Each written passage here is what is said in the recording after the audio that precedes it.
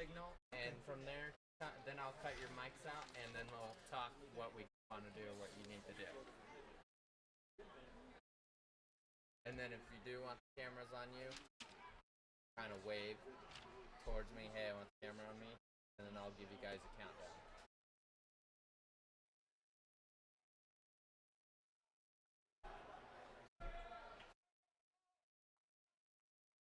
Now they're showing that it's River Bowl 17.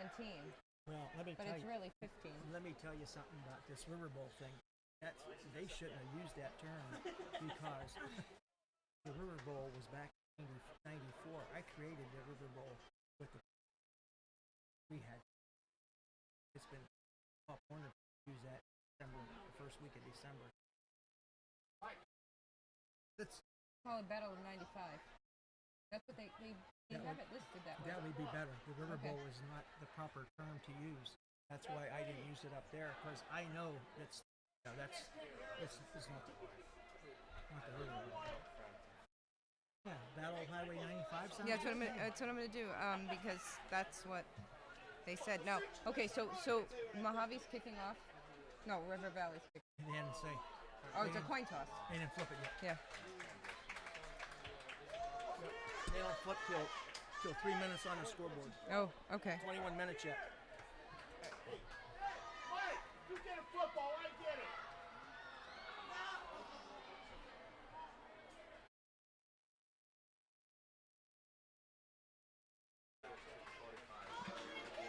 We'd like to direct your attention down to the field as the Culliver man is throwing footballs. Let's hear it.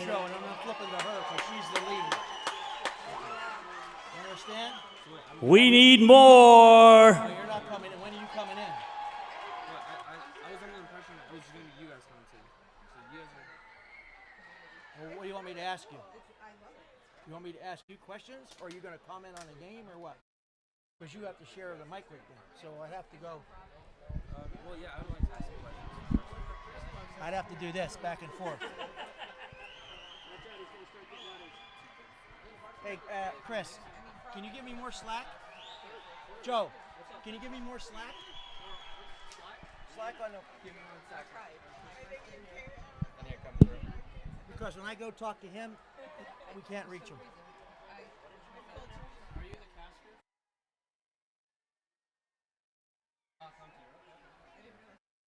Name is... I don't need your ID, I just want to remember your name. This just in. The Bleacher Creatures are making it loud in section 108.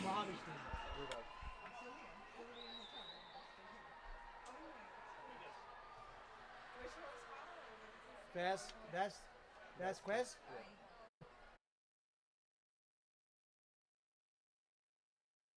Hey Dave, he's related to the Nightmare. This is Vasquez. He's related to the Nightmare. We're Pirate fans. Vasquez is a Pirate reliever, comes in, throws 100 miles an hour.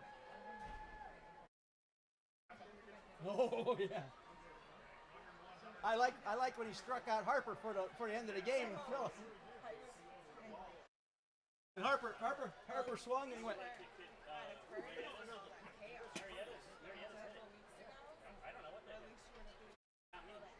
Okay, so do you want me? Are you going to comment on the game? Is that what you're here for? What do you want? What's your role? They just told me to learn from you guys. Who's they? Okay. Basically my boss, Mr. White, and Okay. He told me just observe. Observe. Oh, okay. Yeah. Okay.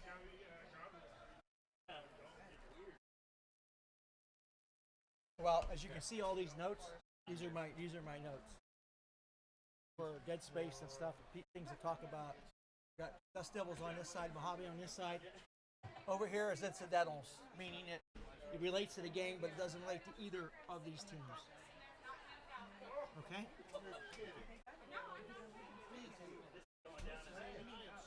Could I have 3? You have 3 left? Thank you. Yeah, I know, right? Elizabeth, you need one.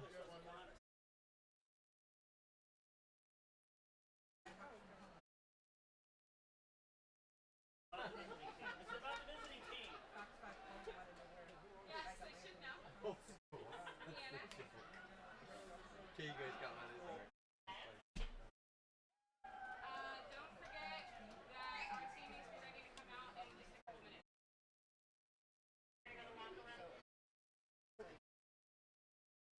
Hey, hon, I got like 7 minutes. They have a couple minutes. They have about 5 minutes until they actually come out the door. 6:45. Okay, thanks. We reached 100,000 last week with our post, so.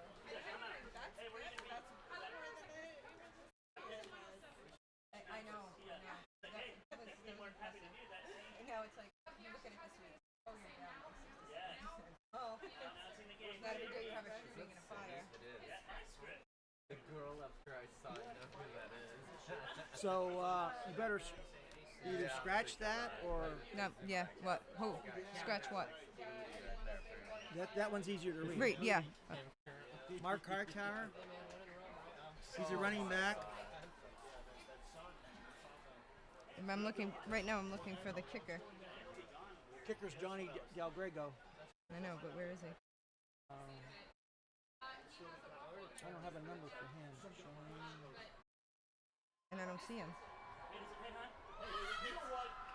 He's not on here.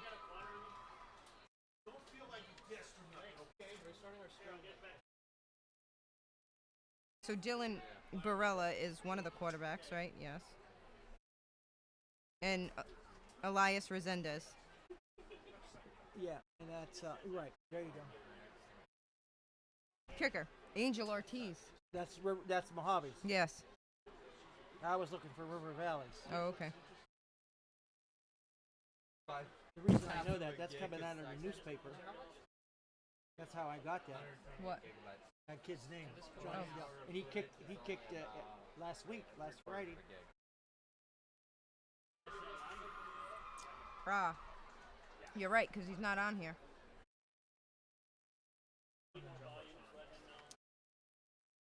What's wrong? But he's on here as number 8. Oh, good.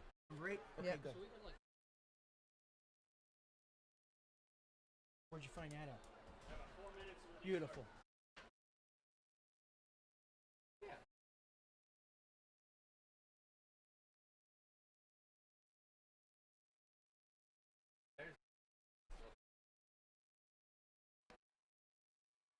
All right, 5 minutes out before they introduce the kids. Oh, look at the little cutie pies.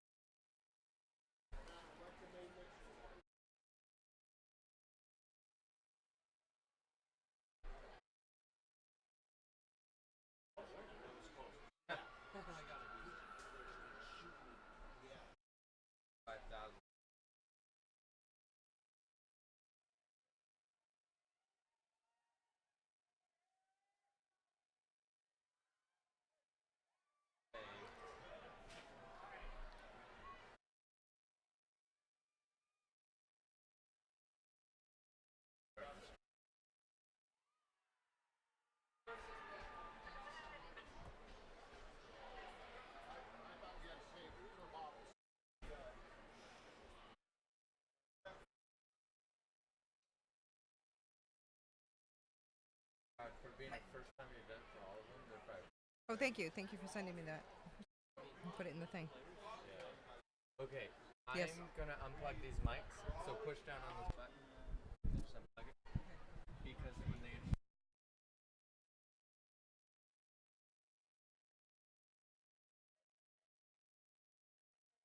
Ollie, Roy, and Al.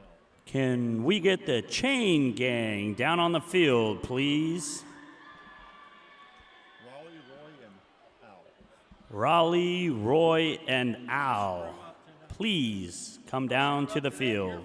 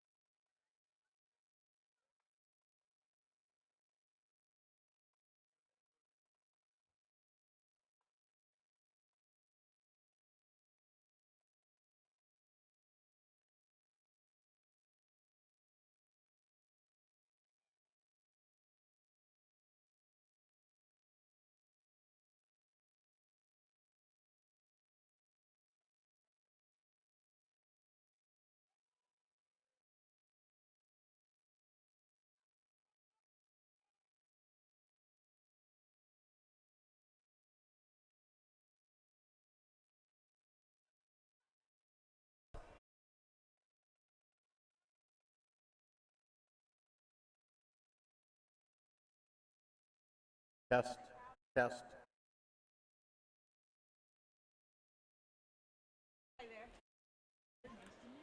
Ladies and gentlemen, boys and girls, children of all ages, welcome to the 17th Annual River Bowl.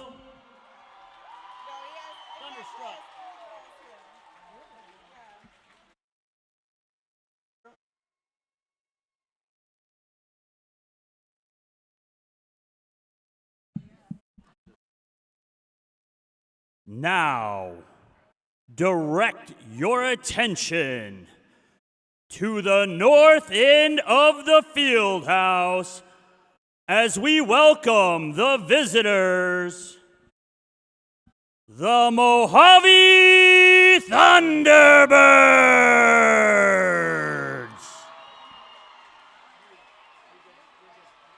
That worked out well, actually. That was good.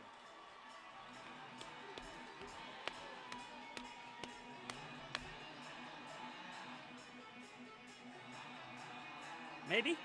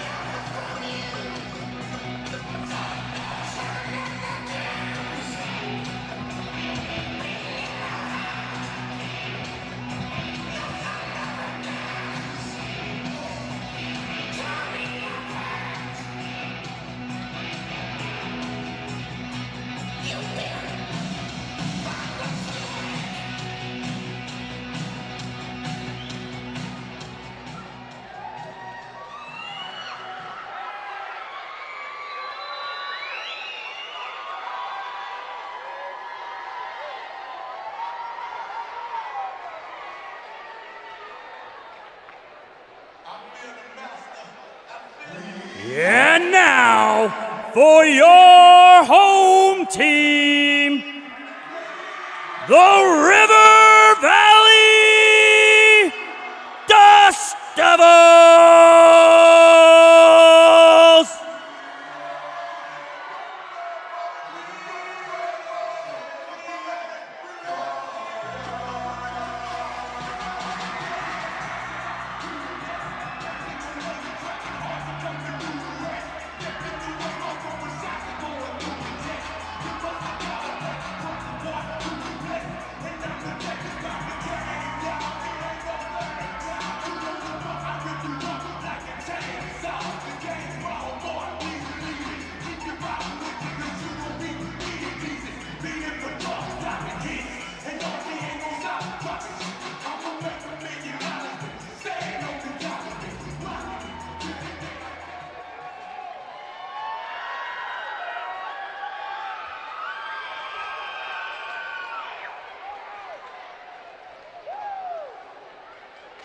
Test, test.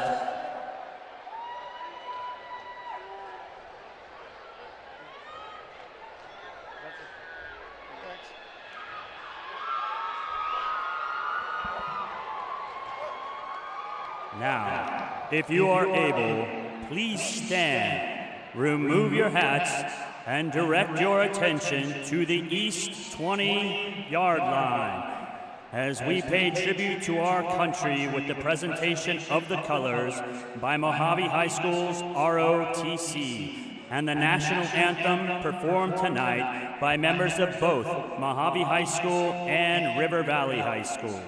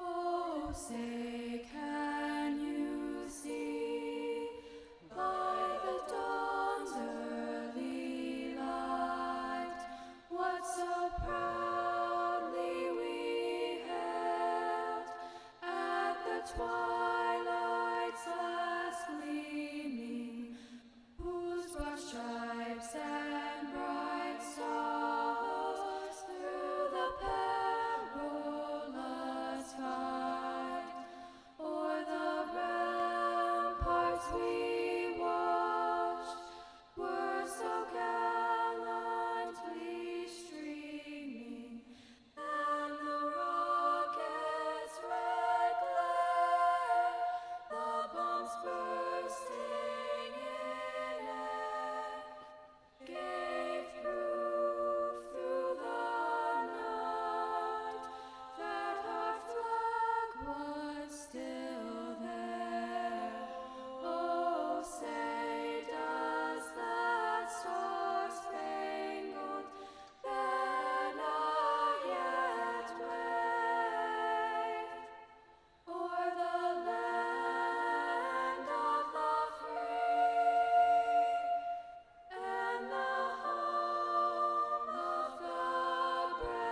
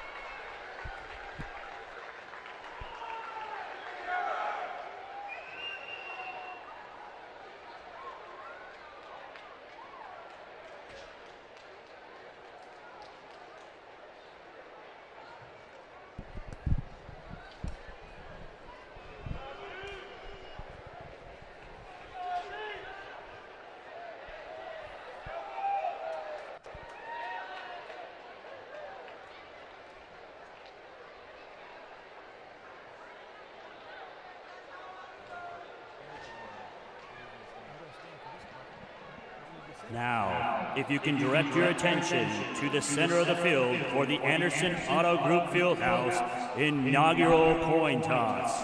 Your captains for the Thunderbirds are number 30, senior Thomas Noon, number 2, junior Ryan Porter,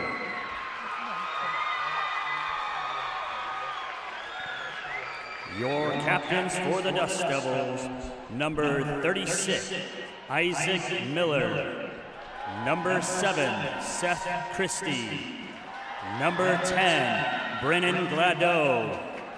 And number 12, Sam Evans. Thomas. Tony, how are you? Good to meet you. Sam, how are you? Tony, good to meet you. Guys, introduce yourselves. Hey, look, I'm going to need your help tonight, fellas, all right? Somebody gets out of line, you take care of it before we have to. All right, if you guys have a question, you come to us. If we have a question, we're going to come to you, okay? Here's our point tonight. Mohave helmet on one side, River Valley helmet on the other side. All right, whatever side lands heads up, that's whose choice it is. Okay, here we go. Mohave, you want to toss? Thomas, what would you like to do? You want to receive? Sam, which way would you like to kick? You want to kick that way? Thomas, I need you on that line right there, please. Sam, I need you guys right here. Right there, please. Mohave wins the toss. They will receive at the north end of the field. Hey, let's go to work, fellas. Have a good game. The announcer for tonight's game is Dave Heath. Good luck, gentlemen and coaches. Welcome to special edition of Friday Night Lights here at brilliant Anderson Fieldhouse. The Mohave High School T-Birds taking on the River Valley Dust Devils in the season opener for the T-Birds. The T-Birds coached by Rudy Olvera, and the Dust Devils coach is Jonathan All right, Clark. let me hear you. Who's Now in the turning it fieldhouse? over River to my Valley, are you in broadcasting the partner, fieldhouse? TV2 KLBC, host of Take 2, Tara Haywood. Mohave, are Thank you in you the so fieldhouse? much, Bobby. Of course, Bobby Latsko, veteran AIA official, often imitated, never duplicated. It's such a pleasure to be working with you here tonight. And as you heard, Mohave has won the coin toss, and they have elected to receive.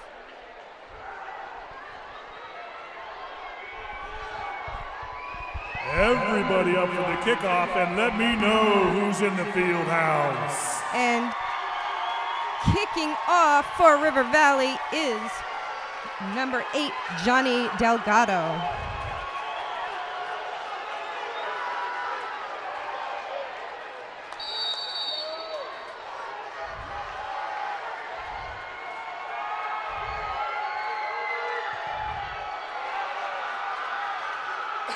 And he's going to run it out.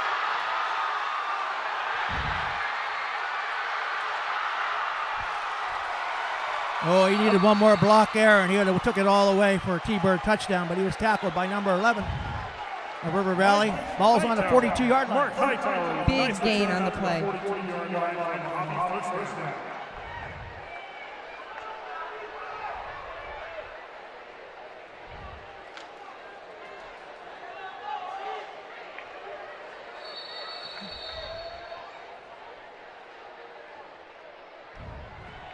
Well, I have to tell you, Bobby, can't you just feel the excitement in this fantastic facility? The place is jam-packed, Tara. A lot of River Valley and Mohave people here, And you'd never guess it was 113 degrees outside. and they're going to be looking for a great game here. Quarterback Ellis Resendez. And he's going to run with it. Oh! Hey, a big run there by number 2. And a big tackle saving that touchdown.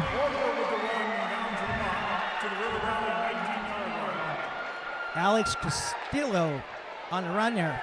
Big 40-yard gain. T-Birds on the 22-yard line heading in.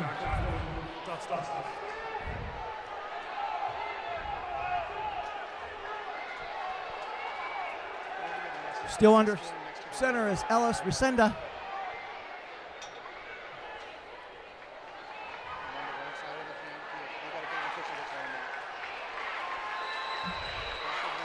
It's a good stoppage right there for the Dust Devils. It'll be second down. Ball carrier was Mark Hightower on that, number 22. Oh, he had a big game against Needles High School. Correct. And ball's on the 9-yard line for the T-Birds.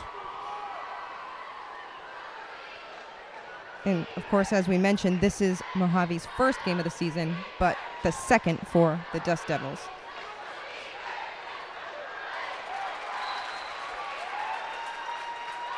Ball carried by number 22, Hightower again. inching On ever the closer. 6-yard line. And it looks like we have a first down. Second down. Nope. Close. Well, they got the sticks out. Pretty close to that first down.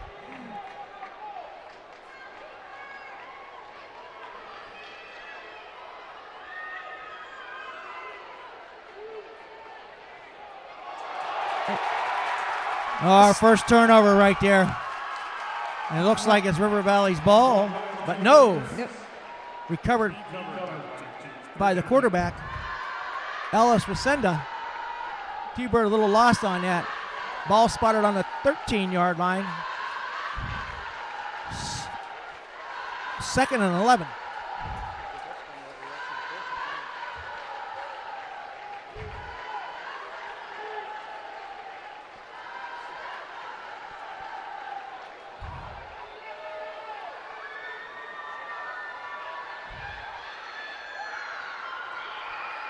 Give the Hightower.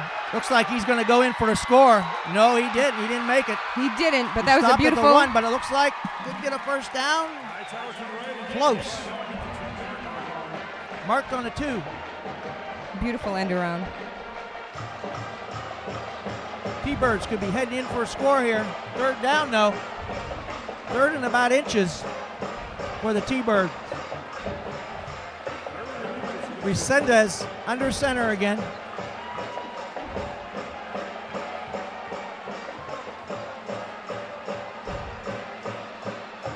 There you go. There's our answer to our trivia question. T-Birds on the board.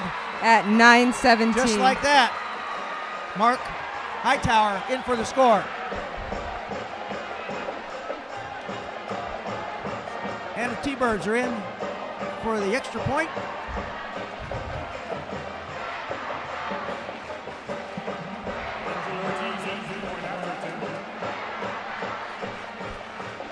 And the extra point attempt will be by Angel Ortiz, the kicker from Mohave High School, and it is good. Hey, right through the net. How So- about that?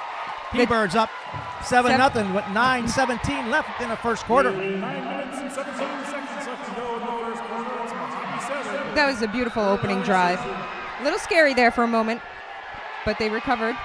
T-Birds all running plays, no passing whatsoever, so they took to the ground, and here they go. Going to tee it up on the 40-yard line. Angel Ortiz will be kick the ball off, number 17. Just a little bit of footnotes here on this Anderson Fieldhouse. Took $32 million to build it. Beautiful facility. James McNutt is our IT director, and the director of the facility is Ed Catalfamo. So thank these two guys for doing a great job here. Crowd is standing. Ball teed up on the 40-yard line. Alex Castile,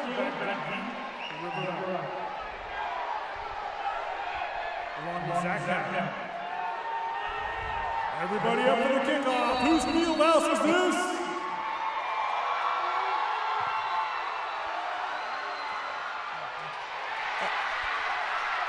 And number 24 is going to run it out to the just past the 30-yard line.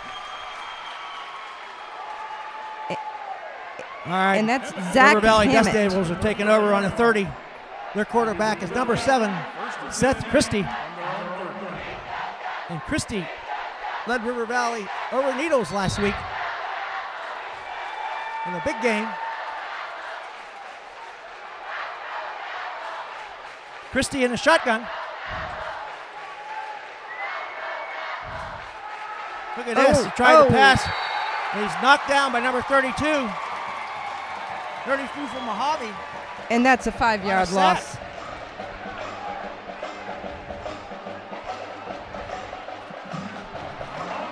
That was Gomez with the sack. So we have a Gomez in the building today. Christie back in the shotgun. Ball spotted at the 25. Second down.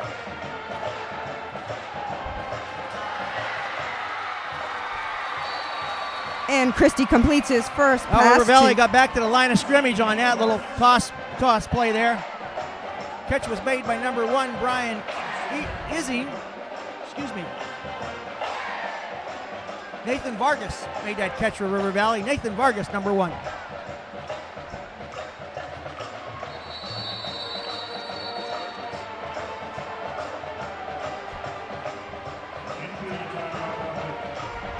We have an injury on the field right now.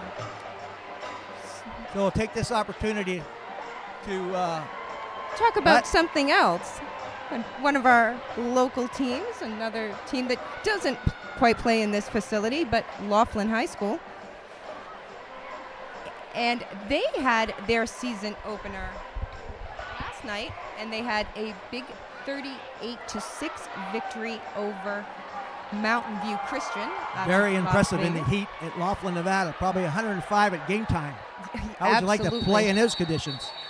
But we're in a nice indoor facility. Turf, beautiful here. You know what's amazing about this community, and we say this all the time on TV too. You hear the officials' names, you hear the referees, and they're all involved in this community. You have Tony Petrick as the referee tonight, and of course he's the AD over at Laughlin High School. And more about that in a moment. All right, we're back. Christie in a shotgun. Little pitch.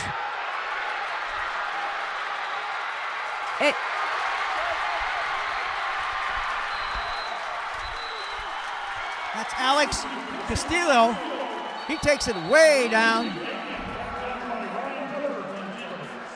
to the 34-yard line, but we have a flag on the play.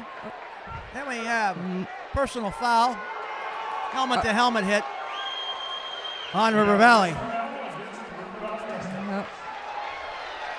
That's got a 15-yard penalty. That's going to take them all the way back to probably the 41-yard line.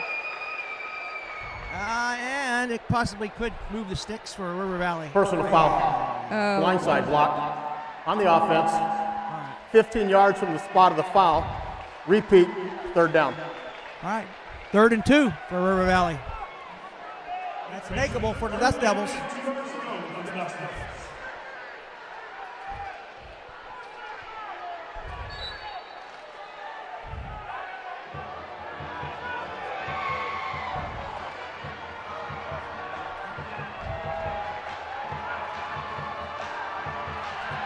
And right up the middle for a Oh, we had River a Valley. fumble. It looks like River Valley Recovered. retained possession.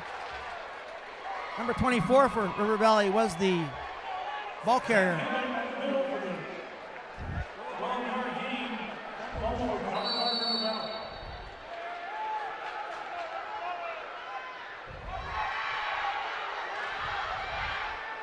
So 2 possessions, 2 fumbles, and 2 offensive recoveries.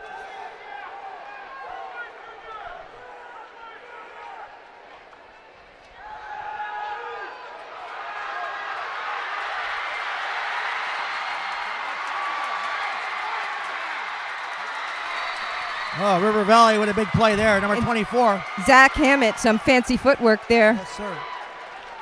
Nice game. Zach Hammett.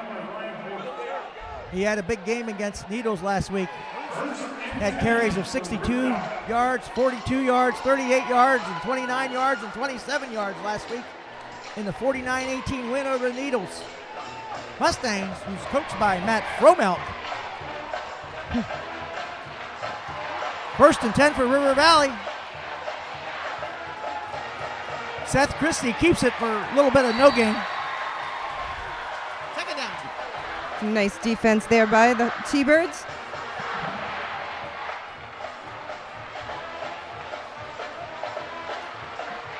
Looks like they gave them a yard. 2nd and 9. No. Oh, 2nd and 10.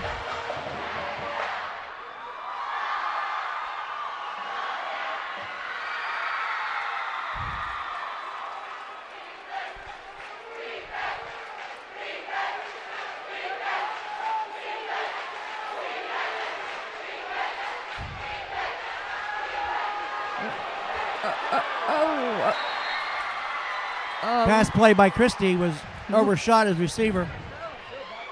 Brings up a third down for River Valley. They're 3rd and 9.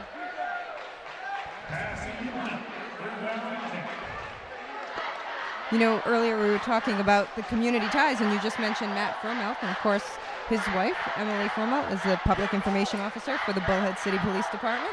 That's correct, and she was also TV2 host at one time. Yes, she was. Miss M, as we called her in TV2. All right, back to football here. Christie in the shotgun formation. Ball's on the 25-yard line. Here we go.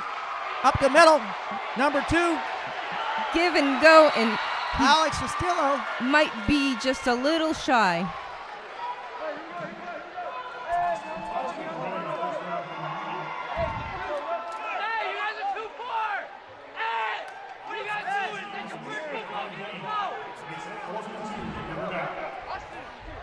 Decision time. 4th and 2. I look for number 2 to get the ball again. Alex Castillo. I think he's going to get it, and he did. He got the first down. She got a first down.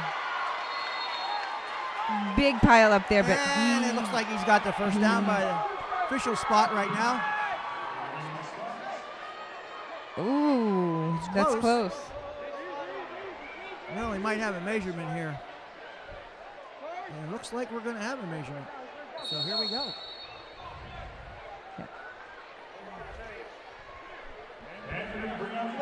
So we got a second here. River Valley, the principal for River Valley is Mr. Wilcox. He's also the AD. And River Valley was started back in 1992. And their first coach at River Valley was Ed Bellini. He was the very first coach. Now Mohave High School has 50 years as their 50-year anniversary. Their first coach was Coach Myers back in 1969. And in 1973, Mohave High School won the state football championship under Fred Stoglin. And it just happened to be that Mark Ruckel played for that team. He was also a former coach at River Valley and Mohave High School. So we got a first down. We're going to be back to the action. So we'll get back to that story in a second as they set the change. First down for Mohave. Here we go.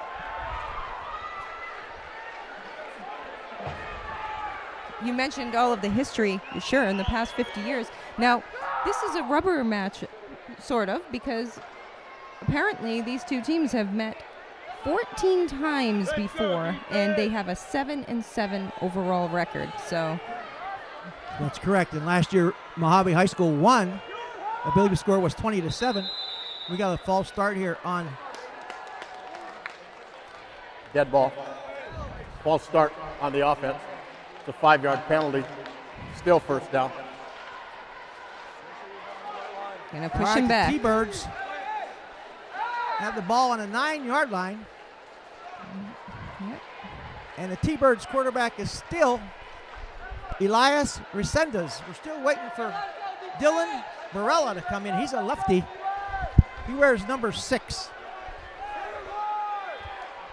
T-Birds with the ball.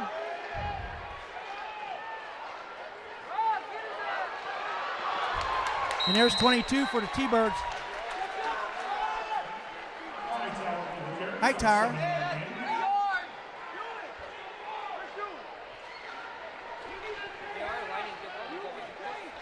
Got second down for the T-Birds.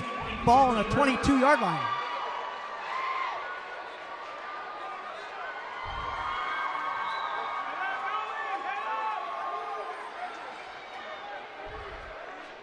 T-Birds in the same power set formation. Oh, the quarterback keeps it. Elias Resendez, and he didn't get too much of a gain, maybe 3 or 4 yards, but it's close to a first down. So it brings up 3rd and 2 for Mohave High School. Ball on the 22-yard line. And this will be a critical play for the Dust Devils. They want to stop Mojave's momentum here.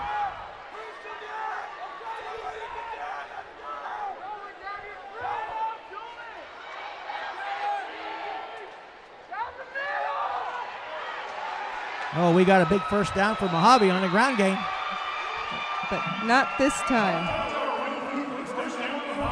So with 4:38 left, the T-Birds are up 7-0. And the ball's on the 31-yard line. First and 10, Mohave from the 31-yard line.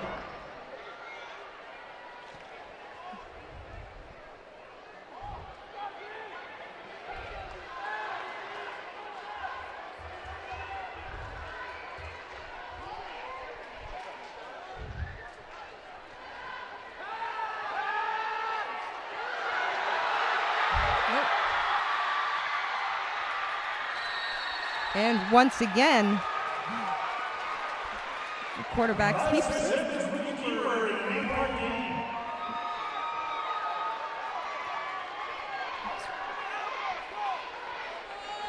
T-Birds are on the 34-yard line. Second down for the T-Birds. We still haven't seen a passing game from the T-Birds. I don't believe we will. I think it's going to be ground chuck here all night for the T-Birds. Well, they believe in the run, and that's what they want to do. Oh, there's a big tackle there by number 36 of River Valley.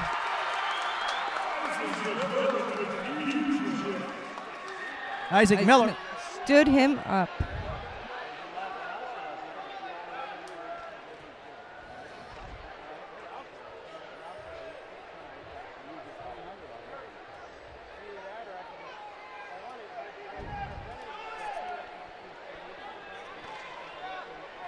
This would 3rd and 3 for Mohave High School.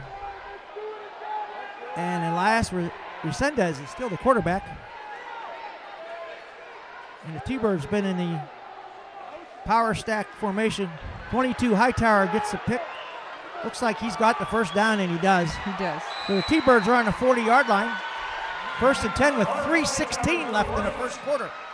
A fast-moving game here. Absolutely. As the T-Birds are ground city here tonight. You know, Bobby, just taking a peek over at the crowd, I don't think there's an empty seat in here. No, there's not. We're at a little corner shot here, and we have to stand up for the whole game because we're blocked from the field. We got to keep peeking over, but boy, we're happy to be here. I am just tickled to death to be here.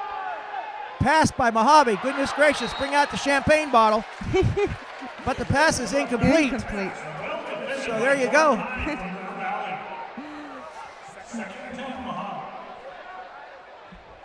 Pass was for Austin Foster, but it hit him right in the hands, and I guess that's a good place to put the ball, but he dropped it. So here you go. T-Birds, 2nd and 10. I'm guessing it's a run play here. On the 40-yard line.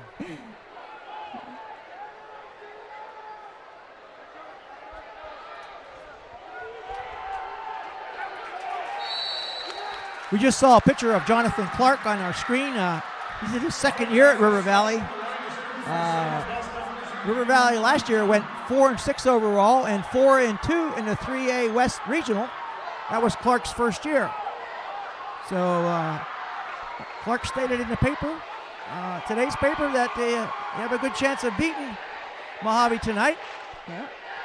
He thinks his squad can do it. So, but Big T-Birds are controlling the ball and the time, that's for sure. 2:12 left. Go ahead, Tim. Big 3rd down play here. 3rd and 10 for Mohave.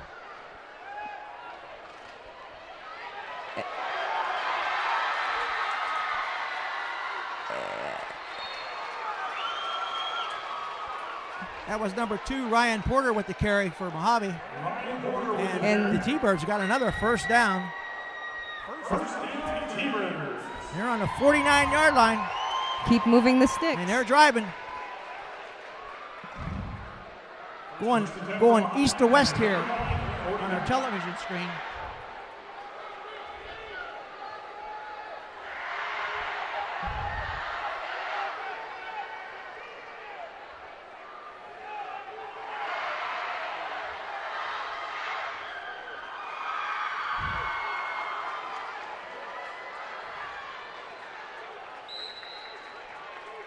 Brandon Lopez carrying the ball for the T-Birds, number 12.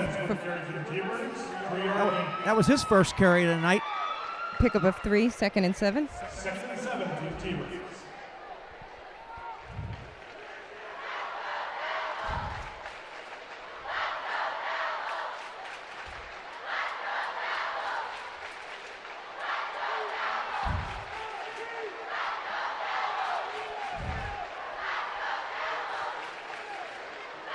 A little mix-up on that play. Yeah. Uh-oh.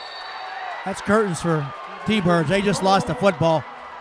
I believe River Valley got it. No, the T-Birds got it back again. Number 5, Resendez with the recover. There was a golden opportunity for the Dust Devils there to take that ball, but they did not want to. No. So we got 28 seconds left. We'll see if they're getting another snap in or not here. As we wind down, the first quarter is going to be over. And it's 3rd and 7.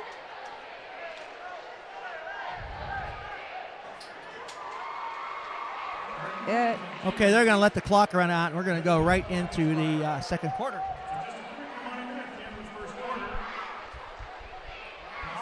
So I don't know about you, Bobby, but you know what I'm looking forward to? I am looking forward to the halftime show. Well, I'm happy you're happy about the halftime, but I'm really looking forward for another second quarter. I thought the first quarter was very exciting. Well, I did too. But, of course, I'm looking forward to seeing the band and the cheerleaders. We see them here on the sideline, and they're all an integral part of the game. And, Yes. and you know, it's just exciting to see them all. And, oh, and it's somebody's birthday apparently in here, too. It must be. We do celebrate birthdays here at the field house, at Anderson Fieldhouse. It's beautiful. Complex, $32 million to build. It's fantastic. And look at these. Look at the crowd. We're You scanning our crowd here, and look at this. A lot of red and green in the crowd, and white. and that is, Mohave loves to wear a lot of white. they do, and that is why we are neutral.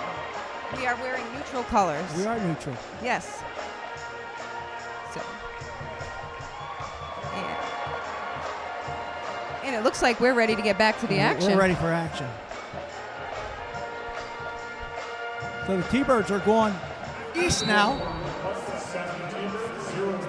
East to west for the T-Birds. They're in their same power formation. 3 backs, and official just blew the play dead here for a second. I think the ball might be spotted in the wrong position. We'll see what happens. By the way, our officials tonight is, the white hat is Tony Petrick. Our umpire is Mike UPS Edwards.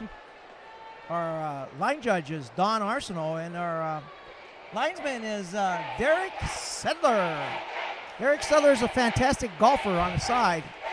And our back judge is, I believe, Mike Gillespie is the back judge for tonight's game. These are Arizona AIA officials. They're all championship officials. They work numerous state championship games together. So here we go. We're back to action. I don't know what the discussion was about, but we're ready to go. Oh, we're going to talk to Coach Rudy Olvera. No, we're not. We're ready to go. Here we go. By the way, the offensive coordinator from Mohave High School is Coach King. I think he's in his sixth or seventh year here at Mohave. Yeah, handoff was to Hightower, and they bottled him up. They lost some yardage on that play. A host of River Valley And defenders. we'll get to see River Valley's offense come back out on the field.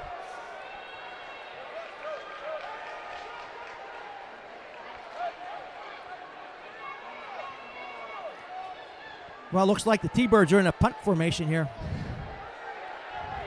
Yes, they are. Number 12 is punting. Do we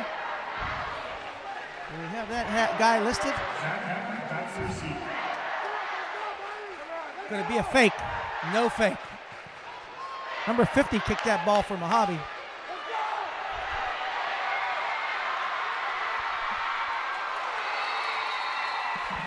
And no surprise, they're on the run back by Zach Hammett.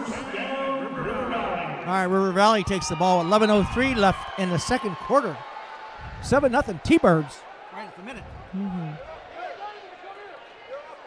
So let's get back to Coach Rudy Alvarez. He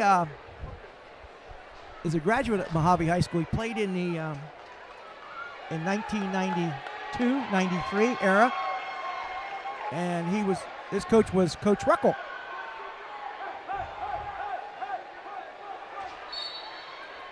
We had the chance to visit with Coach Alvera last year during the high school sports spotlight.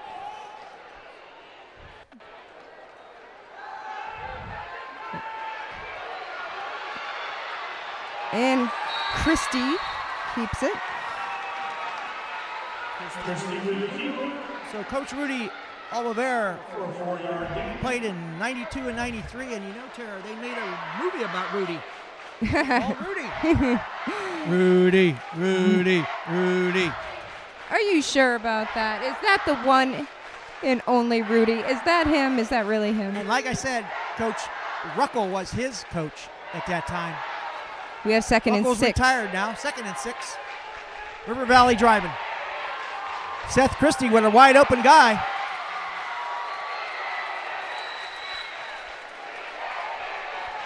And the completion.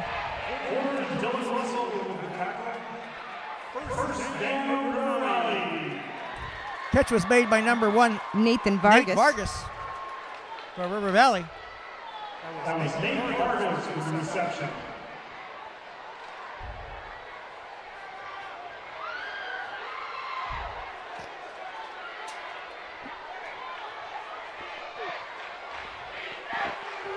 Seth Christie in a shotgun formation. I think it's a pass play coming up here. He's looking left. He's going to throw right. He's under pressure. T-Birds got him for a sack. Number 22 for the T-Birds. Hightower's having a great game right now. He's also scored the first touchdown of the game. Is that correct? Yes. Of course, the Dust Devils aren't afraid to mix it up. They're pretty fair with their passing and running game.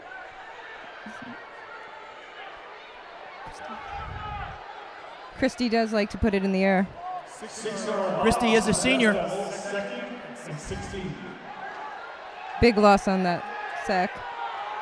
I think they're going out here to the left for a pass play by Seth Christie. Trying to pick up option. Option of 24 to River Valley. He's got some room. He's going down the sidelines.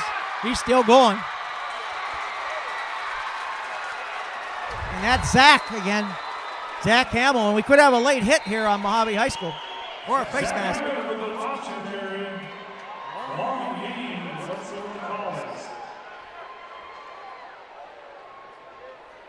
Oh boy.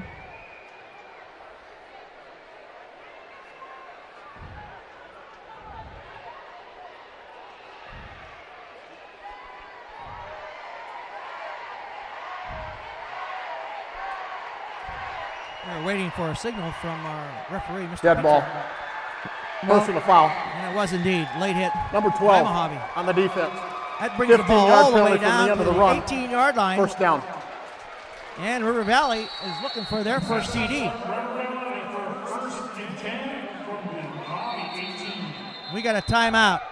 Mohave High School's just called their first timeout Mohave of the game. That's their first timeout of the half. Again, you know, you mentioned that this half just seems to be flying by. This game is very, very fast-paced, very exciting to watch. Yes. Let's give a shout out here to the people who run Mohave High School. Steve Lawrence, the principal. James Armijo, the vice principal. And the AD is Amanda Amon, of course. Amon. And of course, if you're from this area, you'll recognize her from River Valley High School, where she was last year. And Amanda was a former Mohave High School student at one time, back in the 90s. So there you go. Student athlete, we should say. She was a student athlete. There you go. All right, we're back to action. River Valley with the ball on the 18-yard line. 1st and 10. River Valley, by the way, is all in their red uniforms. Their colors are usually scarlet, red, and gray. And gray. But no gray tonight, just the red with the white helmets. Give us the 24. Zach is in for a touchdown. River Valley touchdown. Oh, there you go. River Valley's on the board. And you hear some big cheers from the crowd here. And you know, Zach had 4 TDs last week against Needles, and there you go. He's got another one. He's got 5 for this year already. Number 8 for River Valley is in the kick, Johnny Del Grego. I think he's going to put it right through the uprights. What do you think, Tara? I think so. I think we're going to have a tie game. Kick is up. It's good. And we have a tie game, ladies and gentlemen, with 8:52 remaining in the Excuse me, it's Johnny half. Delgado. Johnny Delgado is our kicker. And you know what's impressive about Zach Hammett? He's a sophomore. And he's a very good running back, Zach. He can move the ball, carries the ball well. Certainly does.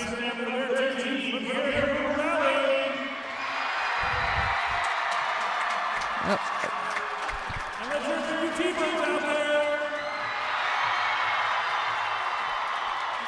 Well, I guess you could kind of see this coming.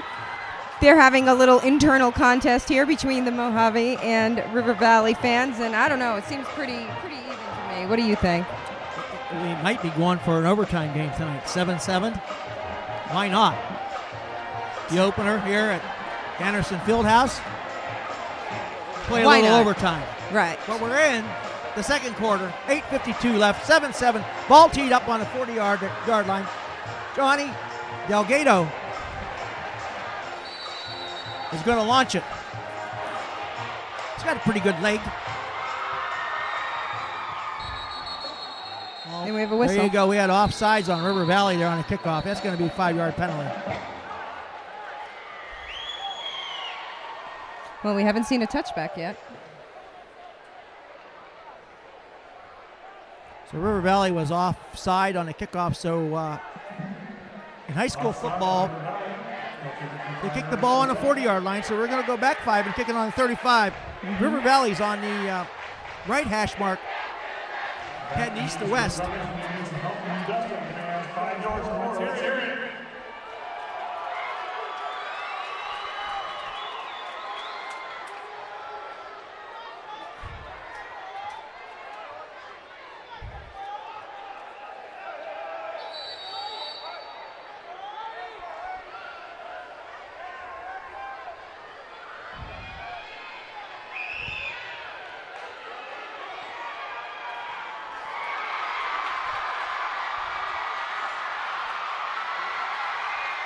And that's number 6, Barella, with the carry.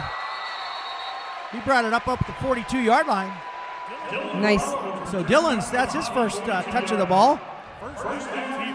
Dylan's a pretty good left-handed quarterback, but right now it's going to be Elias is under center again, Elias Resendez.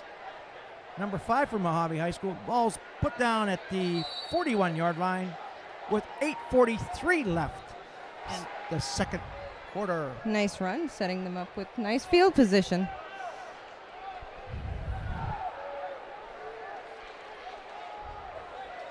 You know, another nice feature that they have here is a large monitor that you can see from the stands, but you can see the field so clearly from the stands below. Yes, this is a beautiful field.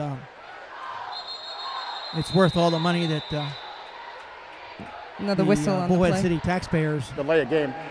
Number 5 into on the the offense. plan, and so 5 here we yards. are.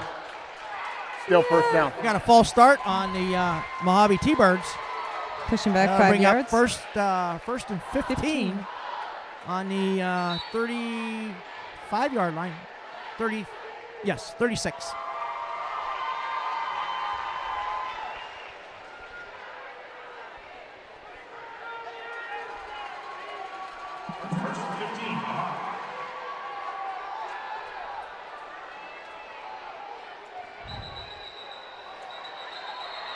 Well, we had a false start on the Dead ball. T-Birds, and then False start after on the whistle offense. blew, 5 yards. Down went. Still first Resendez down. With a little Extra shove. shove there. So now it's 1st and 20 for the T-Birds. And they're going in the wrong direction. So Coach Rudy Oliveira's got to get these guys heading in the right direction here. It's 7-7. I think the momentum has shifted to River Valley. And they got a tough defense.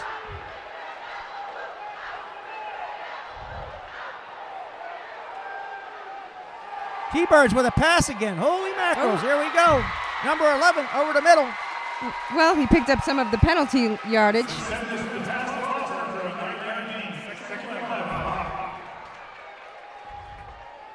Austin Foster with the big catch there. So 2nd and 11. 8:20 left in the second quarter. Resendez under center. He's in the shotgun.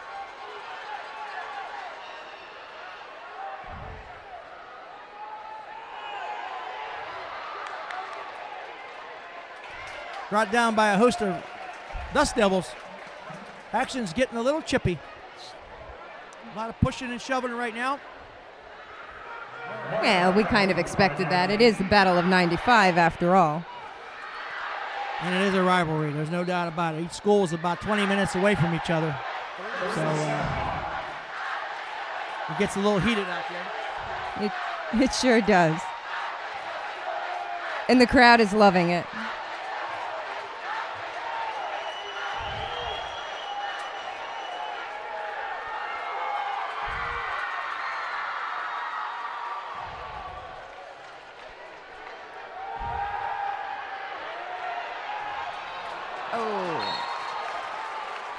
That pass is way overshot. Yeah. So it brings up, should be fourth down. 4th and 7, sure.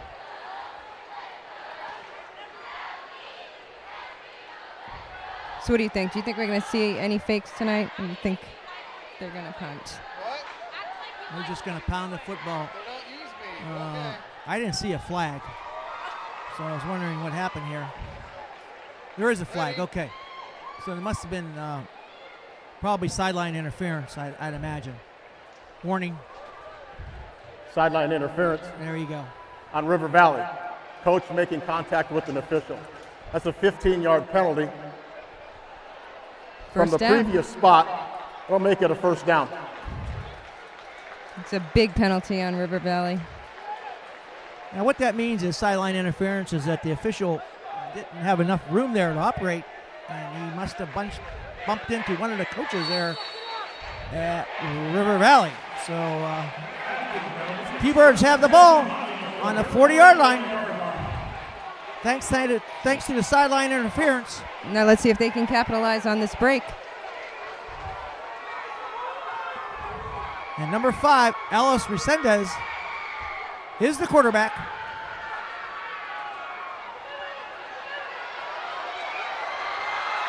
And there goes 22 Hightower. For Mohave, takes it all the way down to the 9-yard line. Mark Hightower is getting a lot of carries. What do you think of that running play, Tara? Well, you know, with the way this game is going, how big of a penalty is that going to be when they take a look back? Yes, that helped out the Mohave T-Birds. Mohave's got the ball, and they are in first and goal. First and goal for the T-Birds. I'll make a prediction that they run the ball in for a touchdown right now. I guess you must be omniscient.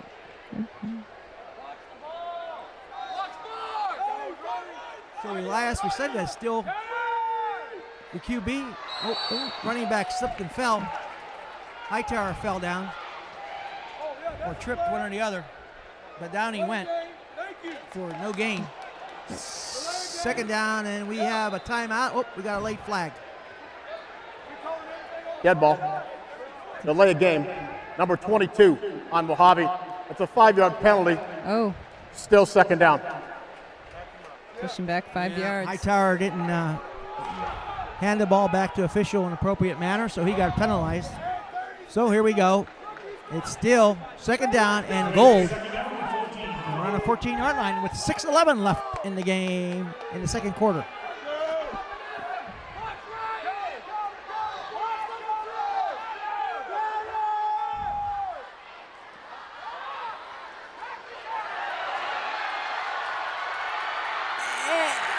Oh, and he pushes his way in. T-Birds. T-Birds are in for the score. Ryan Porter with the 14-yard gain over the middle. Right up the middle. Power run And there. that's it. That's our bad vantage point to see that.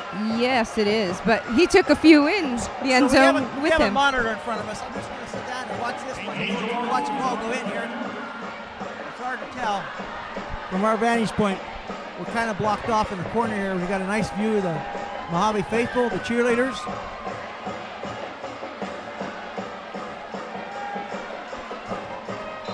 the kick is up. It's way no good. Oh, it is good. Excuse me, it is good. It must have hit the fence, hit the screen back there. See, ladies and gentlemen, we tell the truth when we say that we're in the corner, so it is very difficult to see from our vantage point with the monitors, of course. But we have a 14-7 game with 14-7, T-Birds up with remaining. 5:50 left in the second quarter. We got ourselves a ball game. But I think the Dust Devils will come scoring back here and make it a 14-14 game And to start the half. We'll see what happens. And you heard Bobby Latsko. He might be right. We might be headed to overtime. Because the Dust Devils are full of big plays. See, this is what I was mentioning before. They're having the little competition between the Mohave fans and River Valley fans. And how can you tell the difference? You really can't. That's right. You're correct. Angel Ortiz back. Going to do some kicking. Here you go.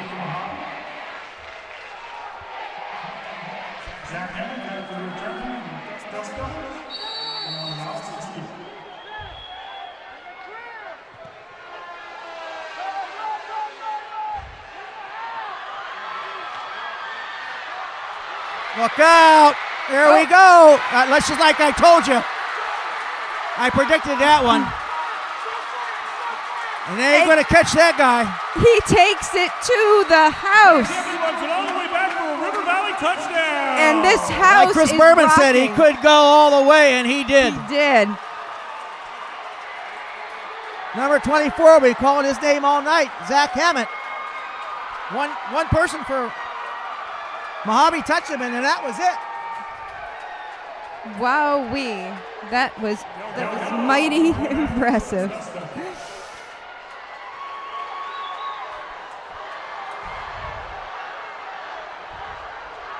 So, you know, every time one of these teams gets a little bit of momentum, it just, the pendulum swings the other way.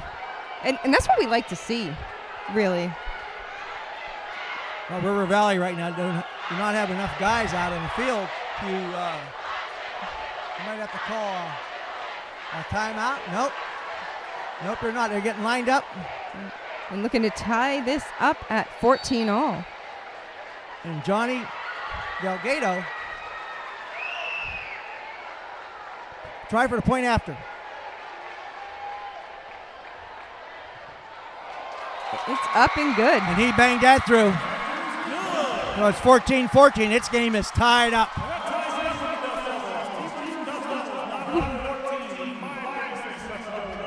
Just like that. That was a beautiful run back, huh, Tara? It was gorgeous. So what are you calling next? What's going to happen on this next I think possession? we're going to go into halftime with the score 14-14 myself. I think the T-Birds are going to run the clock out here because they're good at that. They're going to use up this 5 minutes here and take it into halftime with a 14-14 score. That's what I think is going to happen. Okay. We'll hold you to that prediction.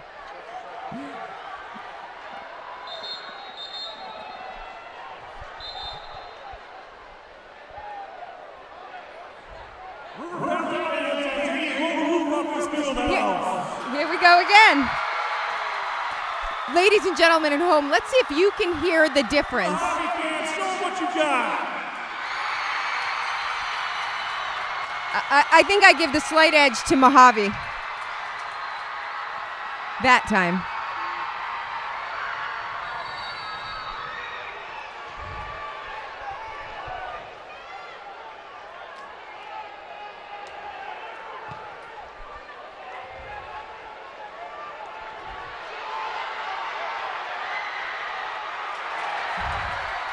Oh. That was T-Birds number 6, Varela, with the carry. He's down to the 21-yard line. 1st and 10 for the T-Birds. We got a flag on the play.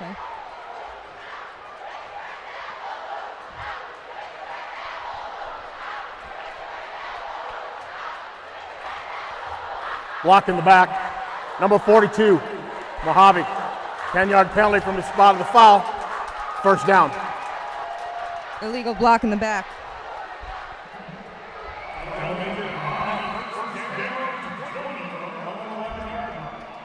So the T-Birds will be starting from their own 11. The 1st and 20.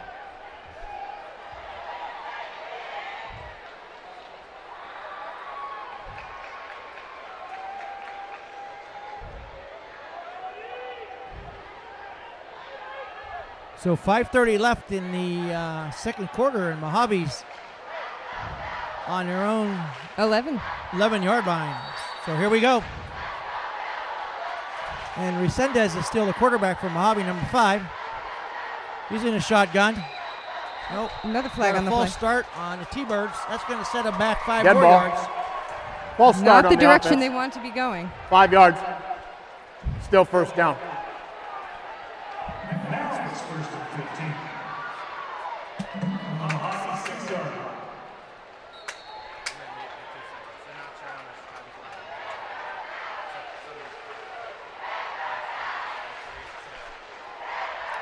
So with 5:29 left in the first half, we have a tie game. And we have Mohave pushed all the way back to their 6-yard line.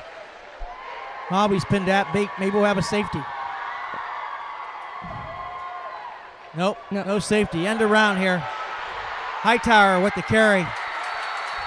And they got him corralled. So he's at the 12-yard line. It's a gain of 6. And the clock's moving. Got about 5 minutes left in the second quarter. 14-14 score here at the brilliant Anderson Fieldhouse.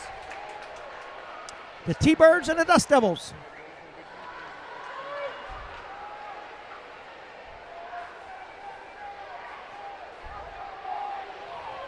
What do we have here? 2nd and 14.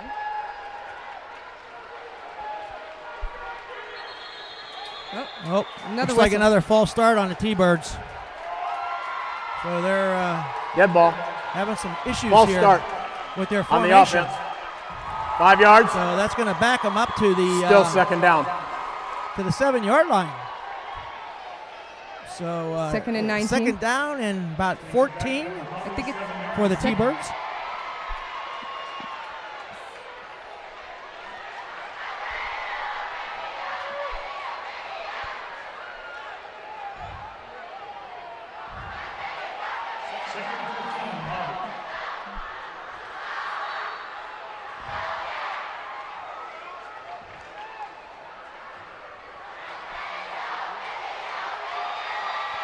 All right, the T-Birds in a shotgun formation. And they're stopped for no gain. So this is 3rd down. T-Birds are in a tough position right now. Number 11 is coming into the game, Austin Foster, and usually when he comes in, it's a pass play. So we'll see what happens. But the T-Birds need help right now. River Valley wants to stop them, and stop them cold. T-Birds.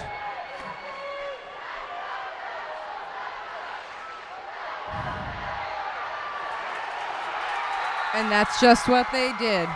And that was Ryan Porter with the carry, but that's not near enough for a 1st down. It's 4th down, and the punt team's coming out. Well, I can assure you that at halftime, Coach Alvera is going to have some words for the boys when it comes to these false starts. Number 50 is going to do the punting.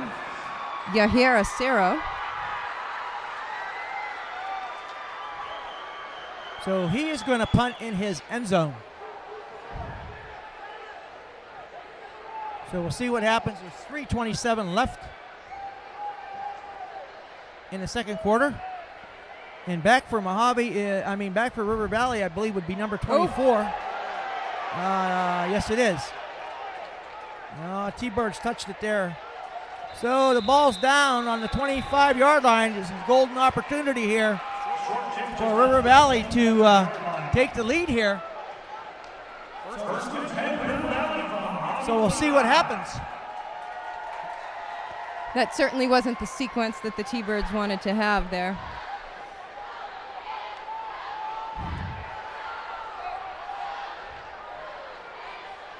And let's see if your prophecy holds. If we can make it to the half, or if the T-Birds can come up with a big stop here.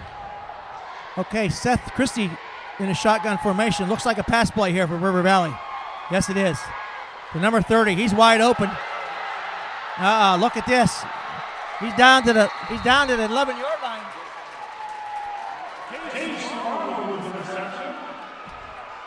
Dodged the first tackle. First down, River Valley.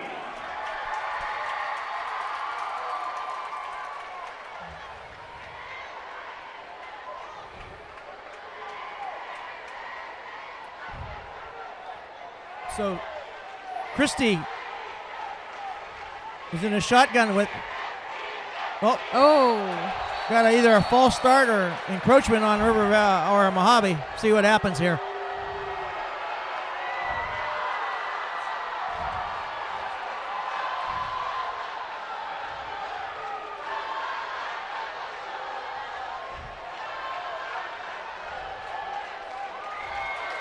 Nope, there you go. There was encroachment on the Mohave. So the River Valley have the ball on the 10-yard line. Dead ball. Encroachment. Defense. 5 yards. Still first down. 1st and 5 for the Dust Devils. Christie under center. And he's got number 24, Zach Hammett back there. And the give is to Hammett. Looks like he's going to take it in. And no, he stopped. Stopped at the 8-yard line. He went left. T-Birds caught up to him. Great tackle there by number 12 for the T-Birds. 2nd and goal. Brandon Lopez made the tackle for the T-Birds. The ball was spotted on the 8-yard line. 2nd down for River Valley. Christie just got the play from Jonathan Clark, the head coach. See what they dial up, but I believe that Zach Hammett will get the ball again. He's their go-to guy right in this situation here. Yes, they did give it to him, and he's in for the score. Right up So the River Valley has taken a lead. He walked right in without even being touched.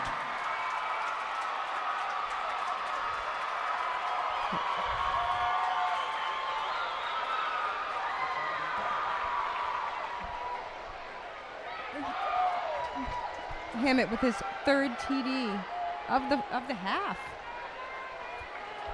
And the extra point will be attempted by Johnny Delgado, of course, number 8. And the Dust Devils will look. And Delgado's holder is Seth Christie, by the way. So keep note of that. Dust Devils up 20-14. They're going to make it 21.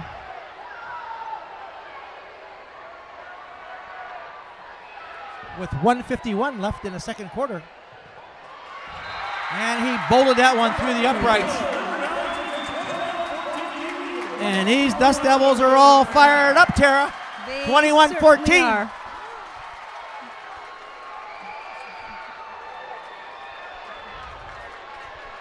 You know, there's plenty of time for the T-Birds to tie it up, so we might just go into the half tied.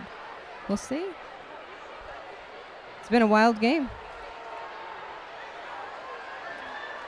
And our scoreboard here, right in front of us, says louder, louder, louder. Well, I don't know if this these fans can get any louder because it's been loud here the whole game. And we got 2 more quarters yet to play. Right. We're almost having a little difficulty hearing one another up here.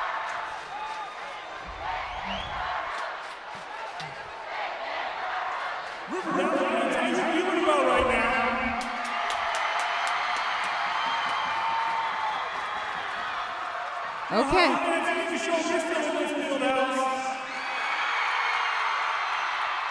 You know, now I have to say, I think it's pretty even with this crowd.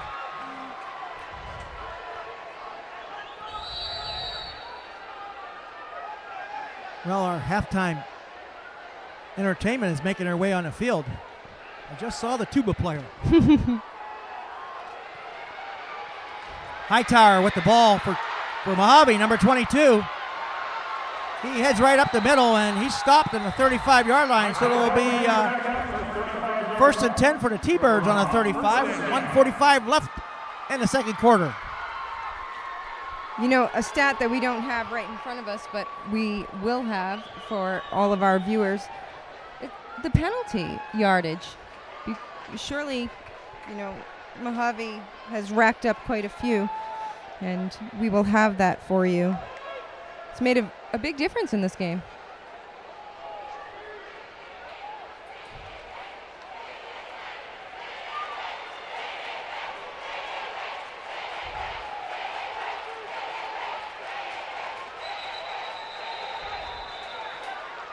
Looks like we just had another false start on the T-Birds. Dead ball.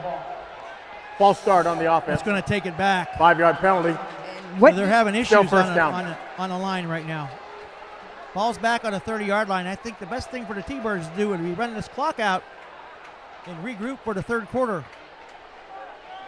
Don't give any momentum to River Valley because they sure have it right now. But we'll see what Coach Rudy Olvera is going to dial up for the T-Birds. Last year, T-Birds were 2-8 overall and 0-6 in the 3 West region. Well, we got another false start. So T-Birds are having issues. Dead ball. False start. Might need a On the timeout here. offense. Calm the team 5 down. yards. 1:42 left. You know, Still first down. some folks asked why there haven't been more games between River Valley and Mohave, even though they are crosstown rivals, so to speak, 20 minutes apart. They're not in the same AIA division, and I think that that's important for everyone to know. River Valley, of course, plays in the 5A division, while, as you just mentioned, Mojave's in 3A. So that's one reason why, a very big reason. Very good point. T-Birds first in the bus ride. Hey, they got something going here. And that's Barella with the carry. No, take that, Mark Foster with the carry for Mohave. Ryan Foster, but at the end of the play, we had a penalty. It could be a face mask called on River Valley. See what happens. Inadvertent face mask. Number Yes, it is 45 on face the mask. They're gonna defense. put 5 more 5-yard extra penalty yards from the on end of the that. run. First Be down. 1st and 10 for the T-Birds on the 49-yard line with 1:20 left. 1:20 left in the second quarter. Probably got about 2 plays left here in this half. Oh, look at this. T-Birds are looking to pass. Uh-oh. He's sacked for a big loss. Big sack. He got sacked by number 10 for the River Valley Dust Devils. Brennan Leto with the tackle. All right, I think the T-Birds just had to take a knee here and run this clock out. 43 seconds left. They're way backed up. They got about 20 yards for a first down. But it looks like they're going to attempt to play. And they are. They're lined up.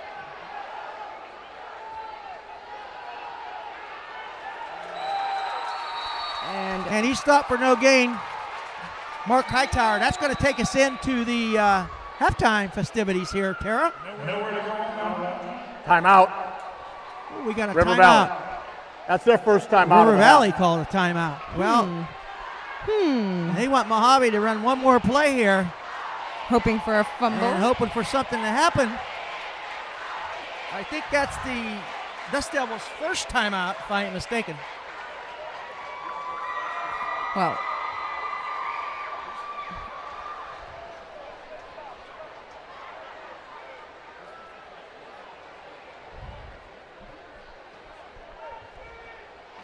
That was nice dueling these days, stop by that play.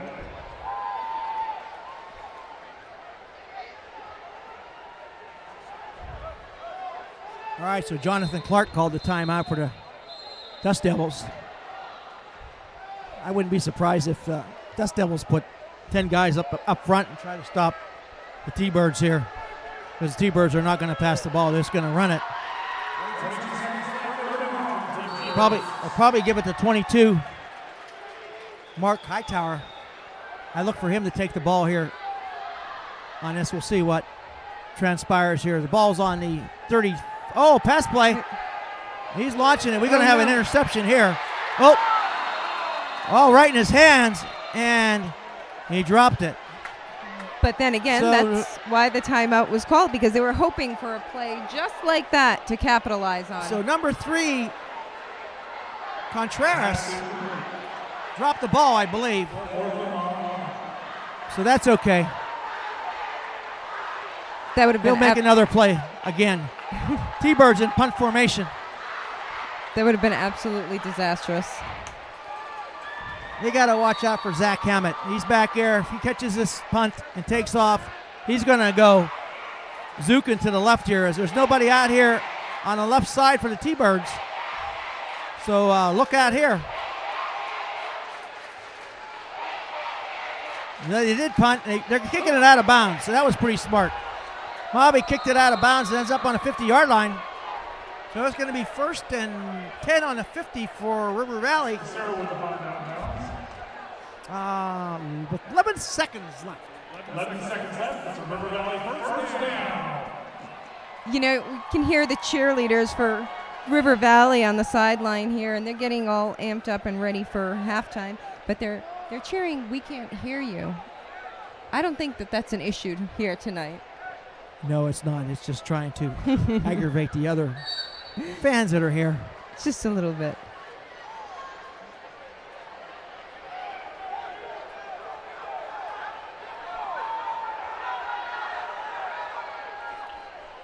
All right, Christie under center. Well, actually, he's with a shotgun. Christie's going to run the ball, and that's going to take us into the half. So there we go. Tara, we're going into halftime with a 21-14 score. Dust Devils got our big halftime show coming up. And what a half it was. Certainly everybody was on their feet here, including us, for the majority of the half. Now, our halftime show, we're going to have performances by both the Mohave and River Valley High School cheerleaders, as promised.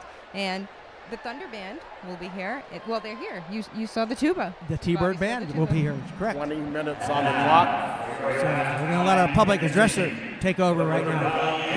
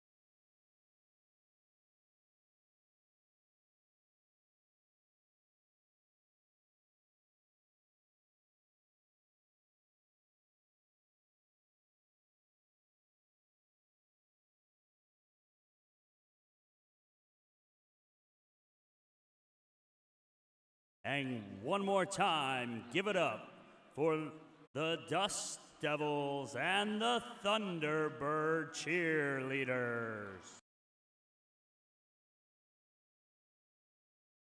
One quick announcement. If you are looking for a t-shirt for tonight's event, it is being sold in the front concourse.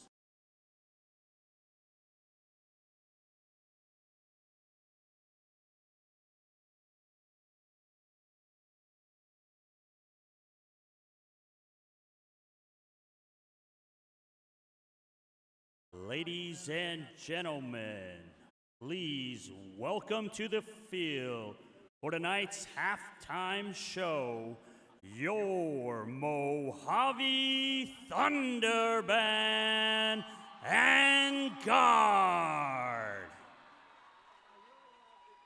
The band is pleased to present to you Uprising. Tonight's show includes the Phoenix and our very own MHS fight song. Sit back and enjoy the sights and sounds of tonight's show. They may defeat you, insult you, injure you, and abandon you, but they will not, shall not, and cannot destroy you. For you, like Rome, were built on ashes, and you, like a phoenix, know how to resurrect.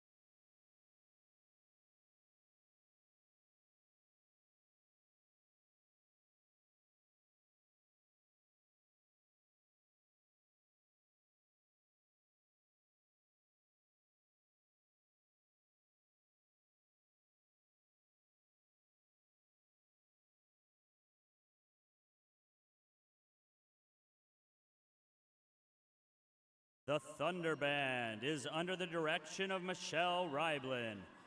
The drum majors are Isaiah Lara and Nevaeh Thompson. Color guard coach is Miss Kirsten Johnson, and the percussion tech is Samuel Reiblin.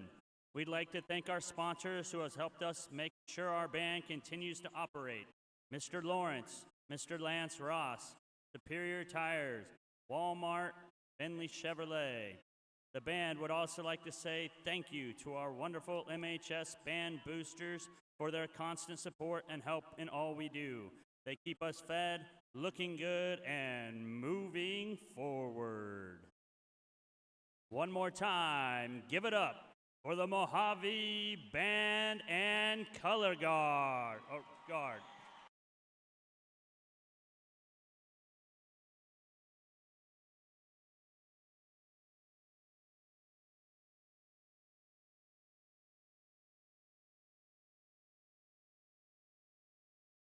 If you drive a red Ford Focus, license plate number Arizona CNJ 2029, your keys have been found and they are in the ticket office.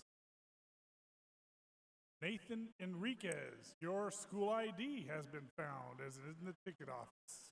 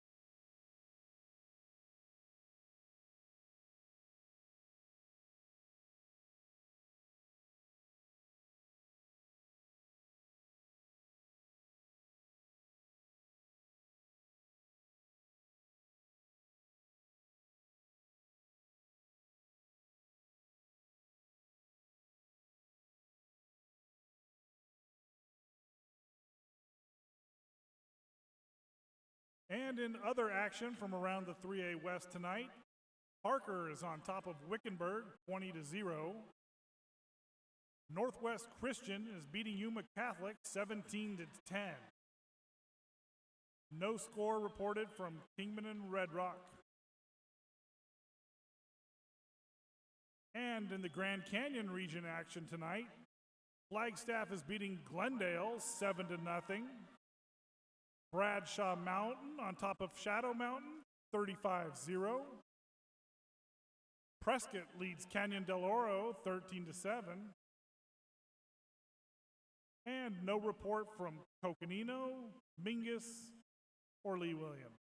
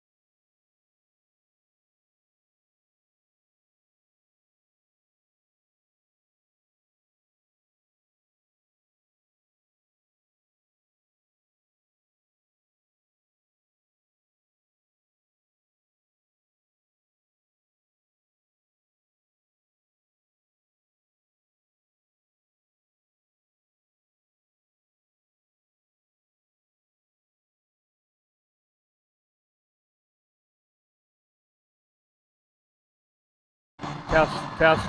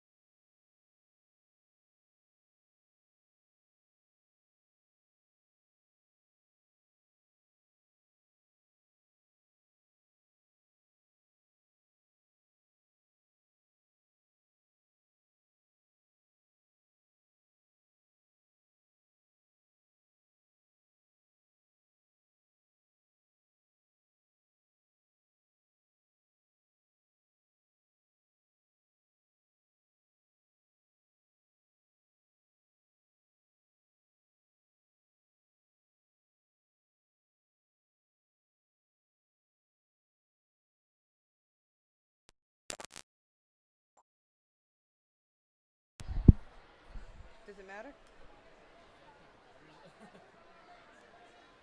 Why?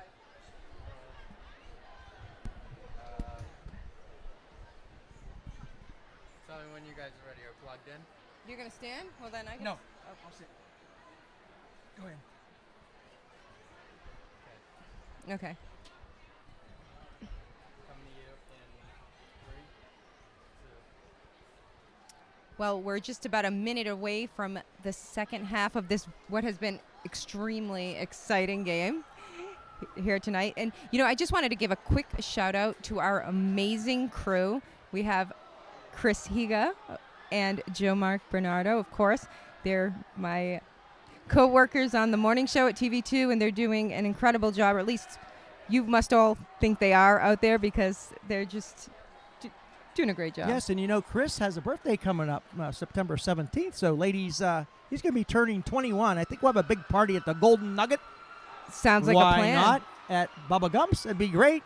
See, 5 o'clock, kickoff. This is where we want to turn the camera on him, but we can't do that. But we're about to turn the camera back toward the field. Okay, fans, we're about ready to start the second half. River Valley fans, you got the lead. Let me hear you. Go ahead.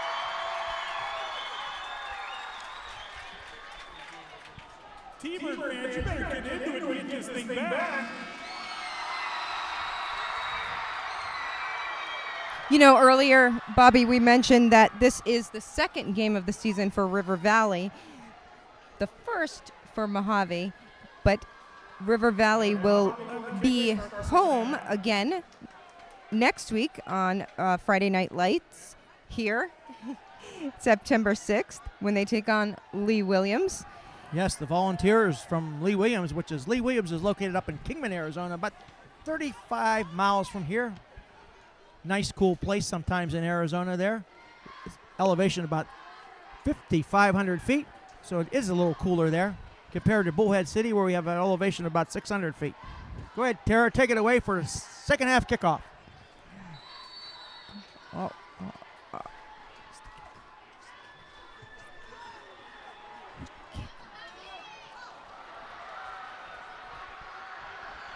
And kicking off from Mohave was number 17, Angel Ortiz. And River Valley had a nice return. First down, River Valley at the 40-yard line.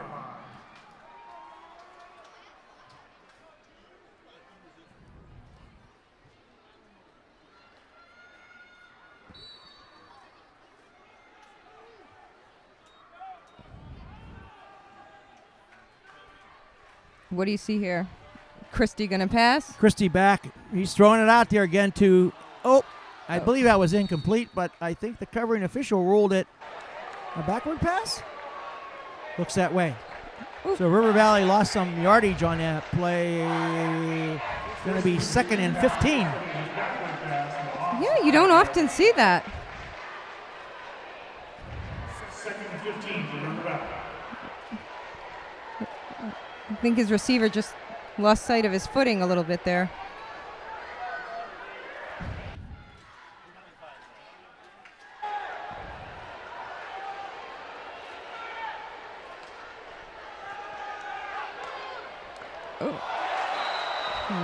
Christie with another incomplete pass. Bringing up 3rd down. That pass went right into Sam Evans's hands, and he dropped it for River Valley. He was wide open as Seth Christie put it right in the money, right in the numbers. We've seen that happen a couple of times already this evening. Big 3rd down here. Yep, looks like River Valley's in a passing formation. They've got 3 guys out here on the left on our side. So I think you're going to see a pass play here by Seth Christie. Sure enough, they're looking. He's Christie. He's got a man open here.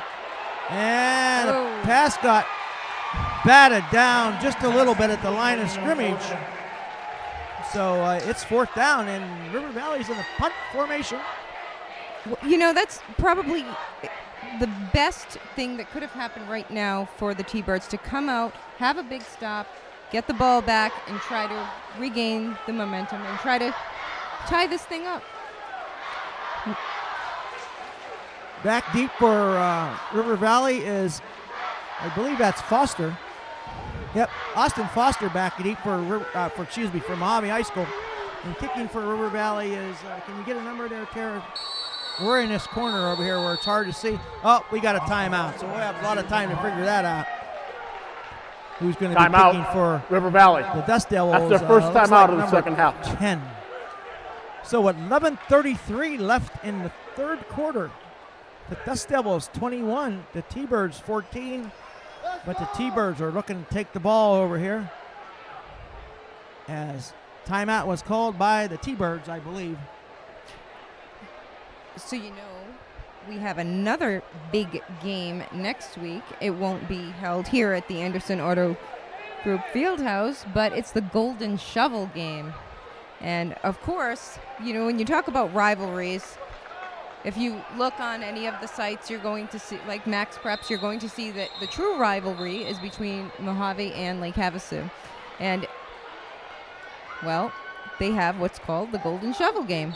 And I'm sure you've officiated one or two of those. Correct, and the reason for the shovel was that both schools were built in the same year. So Havasu is 50 years old, and so is Mohave.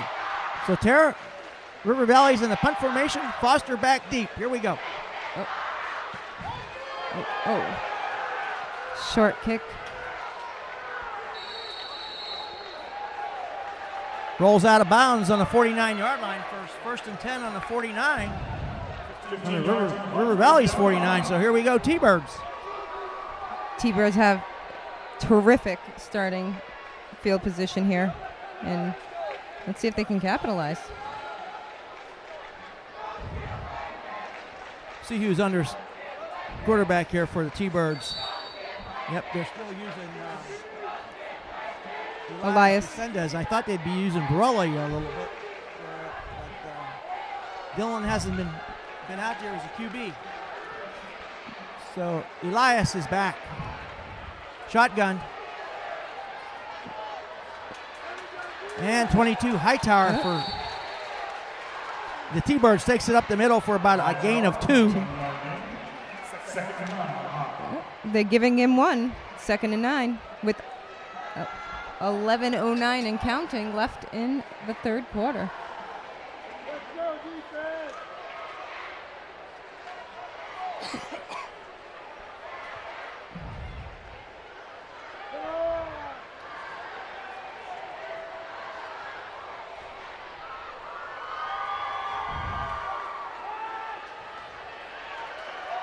Wow, look at this defense, Tara. There's a swarm of River Valley guys. Running room. He was stopped cold in his tracks. Hightower got nowhere. So the T-Birds are looking at third down and about 8. Strong defense there by the Dust Devils. T-Birds need to get moving here on offense. You know, with the way the T-Birds came out on defense, you would wonder what it would be like to be a fly on the wall during halftime in those locker rooms. Looks like a running play for the T-Birds here. And it is. They pitched it right back to Hightower. Direct snap to Hightower. Oh. He escapes. And he's knocked out of bounds over here on our side. We're having a hard time seeing, but he's out of bounds on the 25. But this might be coming back. See what happens here. There's a flag on the field on about the 34-yard line.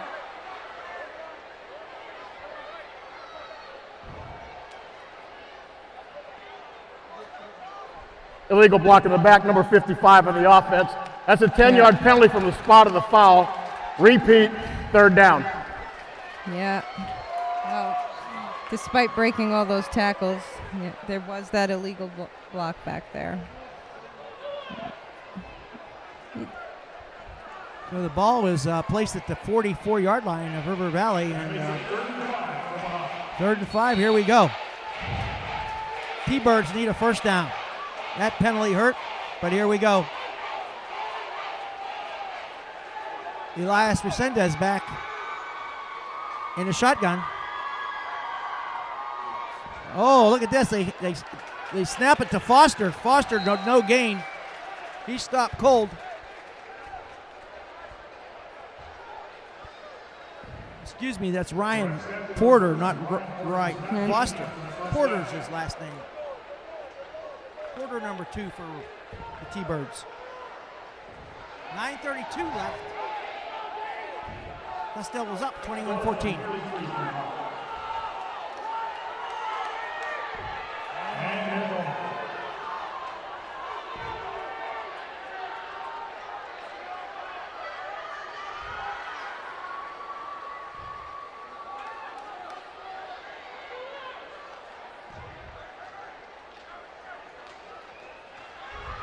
Snap to Hightower. He's got the first down, Tara. He does. Hightower with the carry, the 8-yard gain for a first down in Mohave. Big play there. Well, we got a man hurt for Mohave. That's Hightower. Oh, that's something you don't want to see. Looks like leg cramps. Be leg cramps? Could be. Just because we're indoors doesn't mean you can't cramp up. You can't cramp up. So hopefully he took some salt pills and they could rectify that. But right now he's going to have to come out of the game for at least a play. Hopefully he's not out for longer than that, because that's going to hurt. Mojave's one of the key guys for the Mohave T-Birds. Absolutely. He's had a tremendous game thus far. Doing pretty good. So they're helping him off the field. So. It does look like he has a little bit of leg cramps there. Coach Rudy Olvera helped him up, along with a couple of attendants and trainers. So here we go. Seems to be okay. Good news there. We haven't yet started. They're still on the sidelines. And they're about ready for action. T-Birds come back out on the field, but we're still waiting for... Here we go. So the T-Birds are the visitors tonight, and That's correct. they are wearing their white uniforms. They also have their forest green and Vegas gold home uniforms that we've all seen. We love that word, Vegas gold. Yes, we do. Well, we know that wasn't Hightower. That was number 12 for Mohave. Brandon Lopez. Nice gain there. And we got another flag. Looks like we do. So they're going to sort this one out.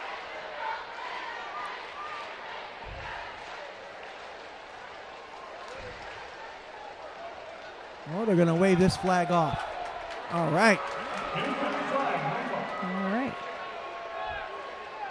Inadvertent flag. So here we go. Second and 2. T-Birds need 3 yards. I'm going to look for number 2 to get the ball for the T-Birds. Ryan Porter on a little shovel pass here, I believe. Now direct snap right to, is that Hightower back in the game? No, that's not. No. It's number 12, Brandon Lopez with the carry. And first down. No, he did not. It's short. Hey, Tara, it's 3rd and inches. What do you see here from the T-Birds? They're going to push it through. Push the pile. Tara believes it's going to be a quarterback sneak, so we'll see what happens with number 5 carrying the ball. But we know there's going to be some type of running play. Mojave's not passing very much, so been running a lot, especially here in the 3rd quarter. Yep, direct snap to the quarterback, and he indeed got the first down. Nope. So, first down for the T-Birds. And the T-Birds are on the 22-yard line. 22.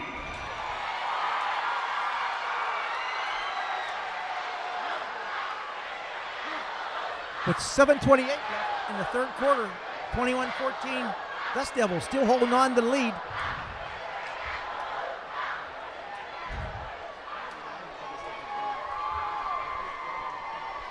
You know, it seems like this has been one of the longest possessions we've seen thus far this game.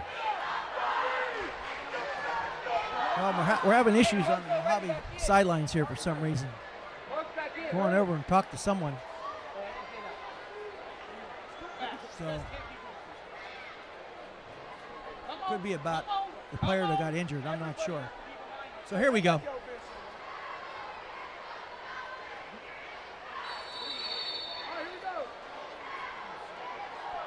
T-Birds 1st and 10 on the 22-yard line of River Valley.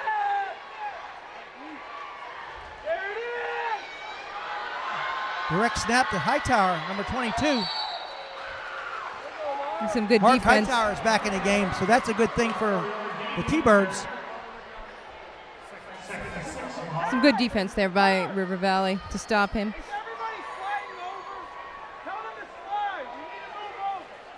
Couldn't turn that corner.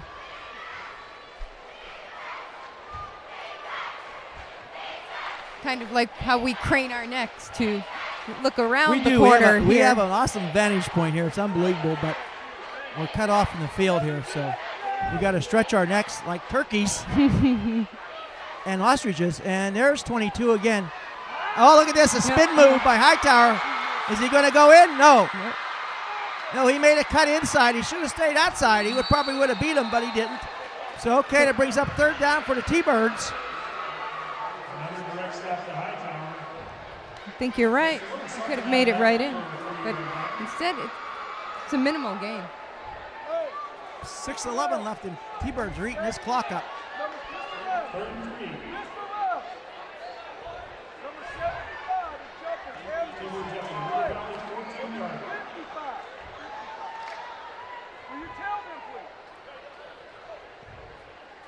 So we have 3rd and 3 coming up here from the 14-yard line. 3rd and 3 for the T-Birds. I predict another running play here, Tara. And they're bunched up, the T-Birds. I'd have to Why agree. not? Now they give it to number 2, and that's Porter. Yep, got that name right this time, Ryan Porter. I think I've been calling him Foster all night, but finally got Porter down. So 3rd down for the T-Birds.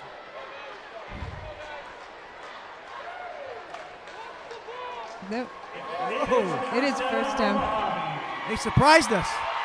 Well, that's our viewing point here, Tara, so we had a tough time looking at it. It's 1st and goal for the T-Birds. They're on a 10. Well, I wouldn't say it's 1st and goal because they still have the sticks up. Now they're taking them down. Okay, here we go. Oh, T-Birds fumbled. Number 2, Porter, fumbled the football, which is not a good thing to do. So it's 2nd and about 12. And the T-Birds need to score here. Tie this game up. Especially on a possession as long as this. Yes, the T-Birds are eating up the clock. 4:38 left in the 3rd quarter.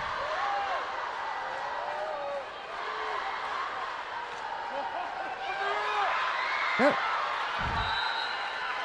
Down to about the 5. And that's Porter again with the carry. He's the workhorse for the T-Birds right now.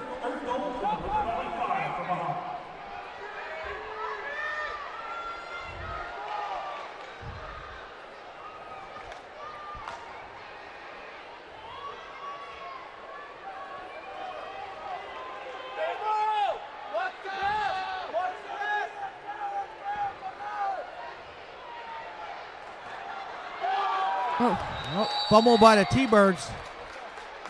It's 4th down.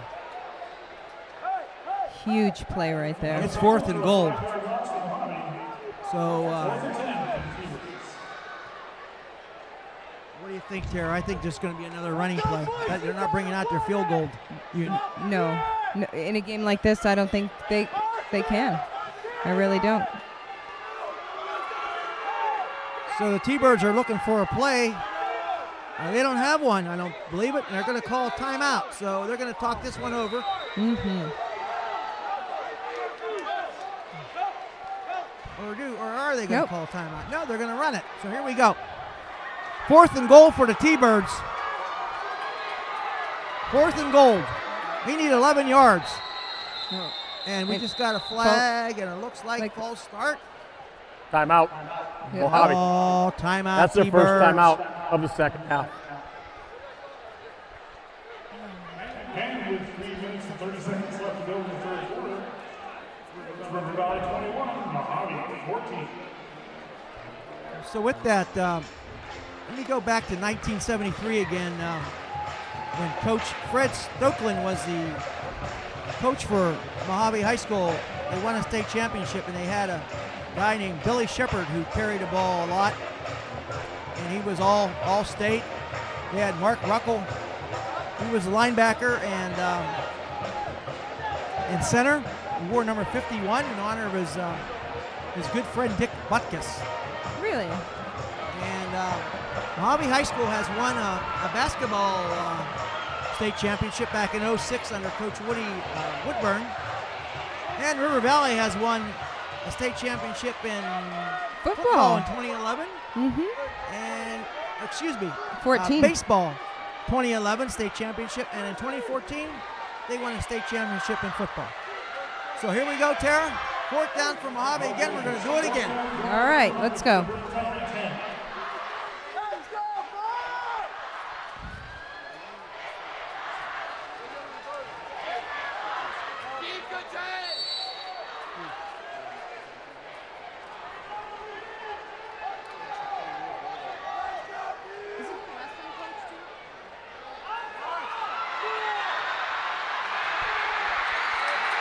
Hey, guess what?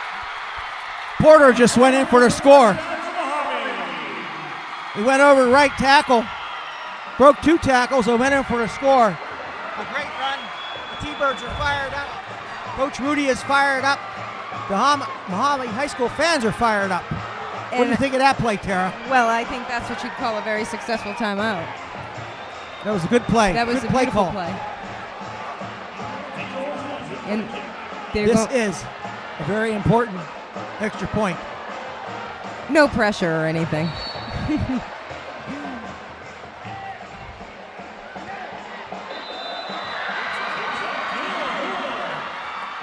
And what do you know? We have a tie game once again. We got a tie game at 3:22 left in the third quarter. 21-21. Boy, the fans certainly got their money's worth so far tonight. So let us talk about the Mohave Accelerated Patriots. They lost last week to the Sloan Frogs 72-0. But you know, Tara, I think next year they ought to have the Mohave High School team playing River Valley again here, and then have a doubleheader and get the Patriots in here playing maybe Needles or Parker, someone in close, I think. Or maybe they could play Laughlin High School. That would be a nice little get together. Have a doubleheader here on Friday night. Why not? Why not?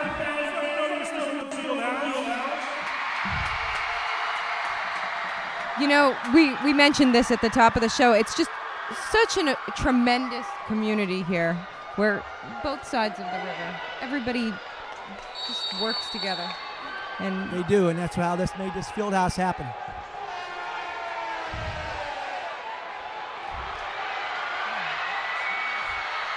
Oh, look at this. River Valley went right up the middle with a kickoff. And that was number 2. Castillo, number 2. But I think the T-Birds got a break because Zach Hammett didn't catch that ball, and he was dying to take that ball. Right. But number 2 sucked that ball up. And here we go. River Valley on a 41-yard line. Christie in the shotgun formation with 3:15 left in the third quarter. I think maybe you got a false start here on dead ball. Dust Devils. Encroachment. Defense. 5-yard penalty. Oh boy. Still first down. So Mohave just gave him 5 yards by lined up off sides. It'll still be first down for the Dust Devils on the 45-yard line. You know, a fun fact we just learned. that one of the coaches, the current coaches of the Dust Devils, was a member of that 2014 state championship Dust Devil team, Zach Regan. Yes, and that's coming from Rich Vasquez told us that. One of our spotters back here, along with Elizabeth Pritchard, is one of our spotters here. So we want to thank those three. Absolutely.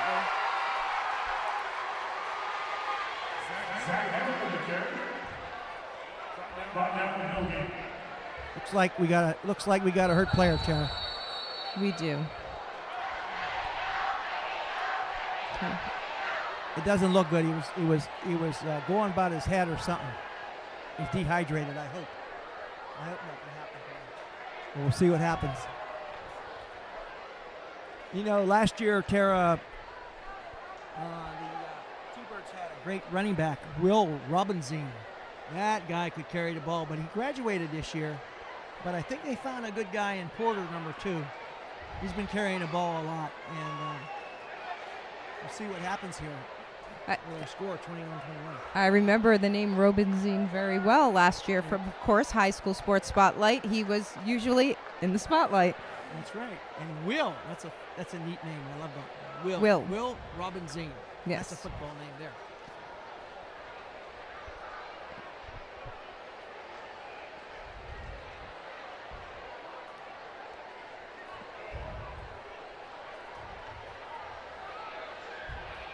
Yes, we mentioned Zach Regan. I actually had the chance to meet him over at River Valley when we did another high school sports spotlight, and we focused on wrestling.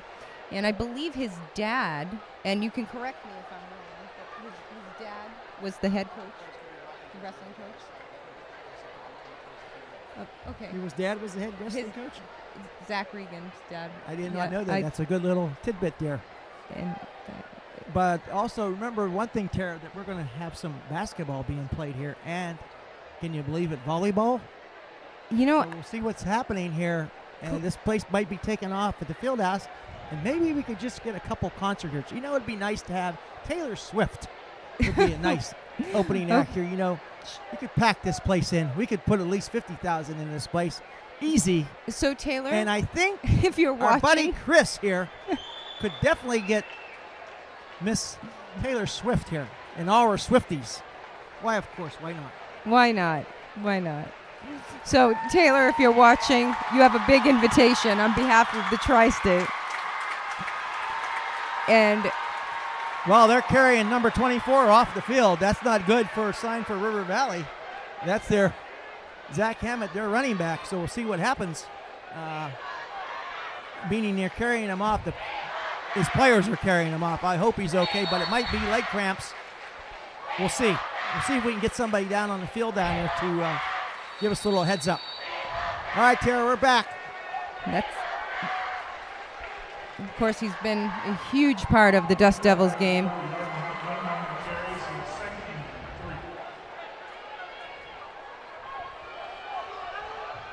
Dust Devils don't have enough players in the on the field here right now.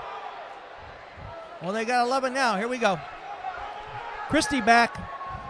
Oh, we got encroachment on the T-Birds, it looks like. Indeed, we do. Dead ball. So that's going to encroachment defense. 5-yard penalty. First down. A freebie. Still second down. With 2:30 left in the third quarter. Correction. 21-21. And those are the plays that drive coaches crazy.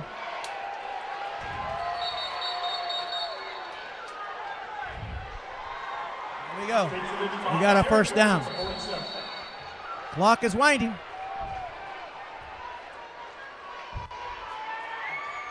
Christie looking back and pass. He throws it. He got number 1 out there. Nate Vargas. He got Vargas.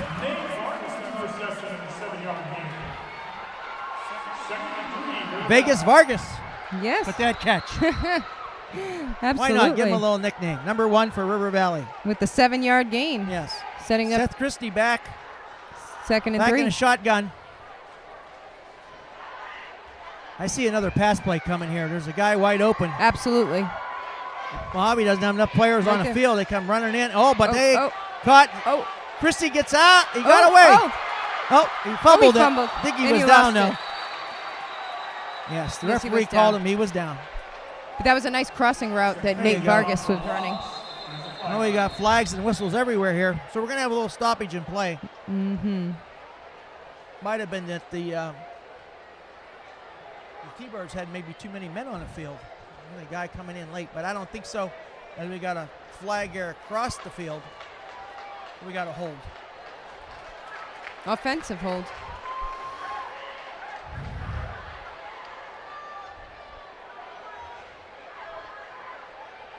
Well, Coach Rudy Olvera likes Holding. to take the Number 58 penalty. on the offense. 10-yard penalty from the spot of the foul. We're going to repeat second down. So he placed the ball on the 44-yard line. And here we go.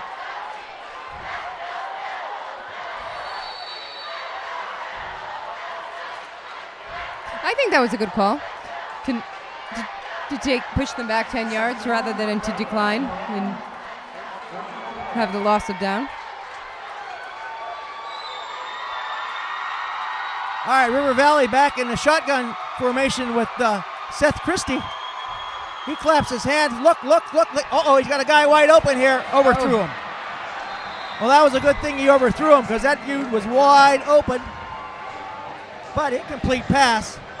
So it brings up fourth down. They're in punt formation, but you know what?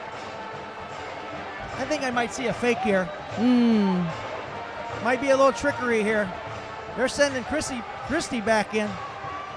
But is it third down or fourth down? I thought it was fourth down. This is third down. It's only third down. Yeah. Okay, misinformation there by me. So here we go. Third down.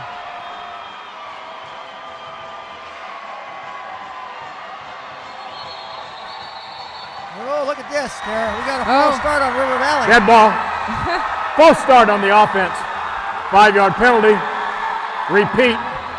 Third down. Boy, I'll tell you, this game could not be more evenly matched. A lot of penalties.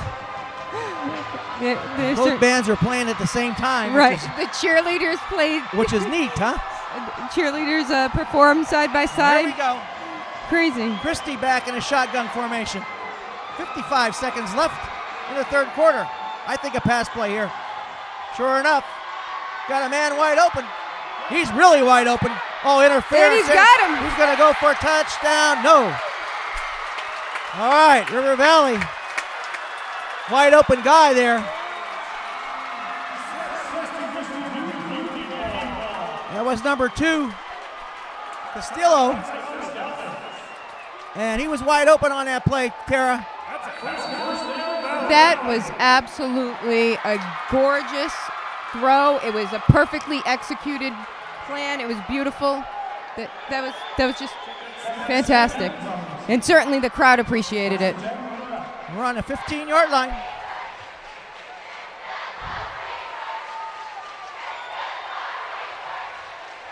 The handoff is to number 21. 21? I don't have 21 on my roster unless the number is 24. No, it could be 24 is back in the game. I'm hoping. He is? Yes, he is back in the game. So Zach Habit is back in the game, which is good. That's the end of the third quarter. 21-21 tie. Like I told you earlier, I thought this game might be going to overtime, and I'm almost right there. Can't argue with you there. Yeah, you know, the Dust Devils proved, though, after their top runner went down, that Christie has an arsenal there. He has quite a few weapons, and that has a great arm and a great arsenal of receivers, and that was a very, very pretty play. And this is a great game for us to be here. We're having a great game to broadcast, and we have the Mohave cheerleaders. And Tara, at one time in your life, you used to be a cheerleader. Indeed, and I what color was. did you wear as a cheerleader? Maroon and white. I almost maroon. Can you imagine that? Maroon. Maroon, yes. Yes. That was a LaSalle Ram. I think Tara might have been in the video with Mickey, a girl out of Las Vegas that sings that song, Mickey. Well, that was a little before me. That was a little before Tara. Okay. Yeah.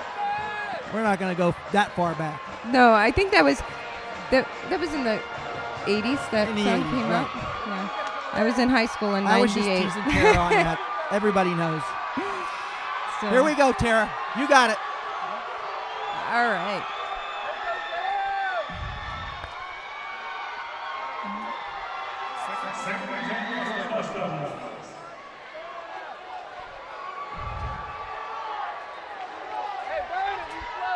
Did you think we'd be tied 21-all at the start of the fourth? Yes. You did? I think we're going to go overtime. I really do. Christie with the ball.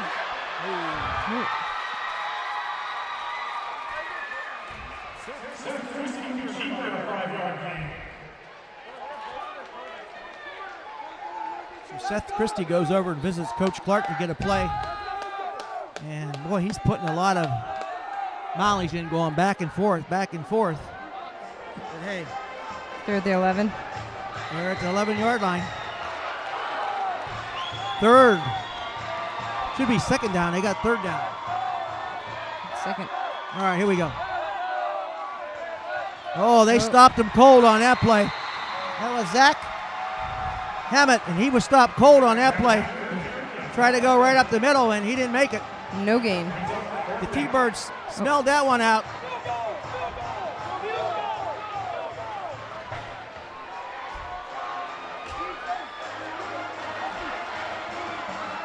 That was third down. Was third down. That was fourth down. And guess what? We're going to see a field goal? We're going to see a field goal attempt. And actually, it almost looks like an extra point from where he's standing at. So, is that Johnny? Yeah, that's Johnny out there. Johnny Delgado for the attempt here. You got a better angle than I do. We got a timeout on the field. River Valley has called timeout. River Valley. I don't think That's they had their enough second players on the timeout field. of this half. Well, it only took 3 and some odd quarters to see a field goal attempt.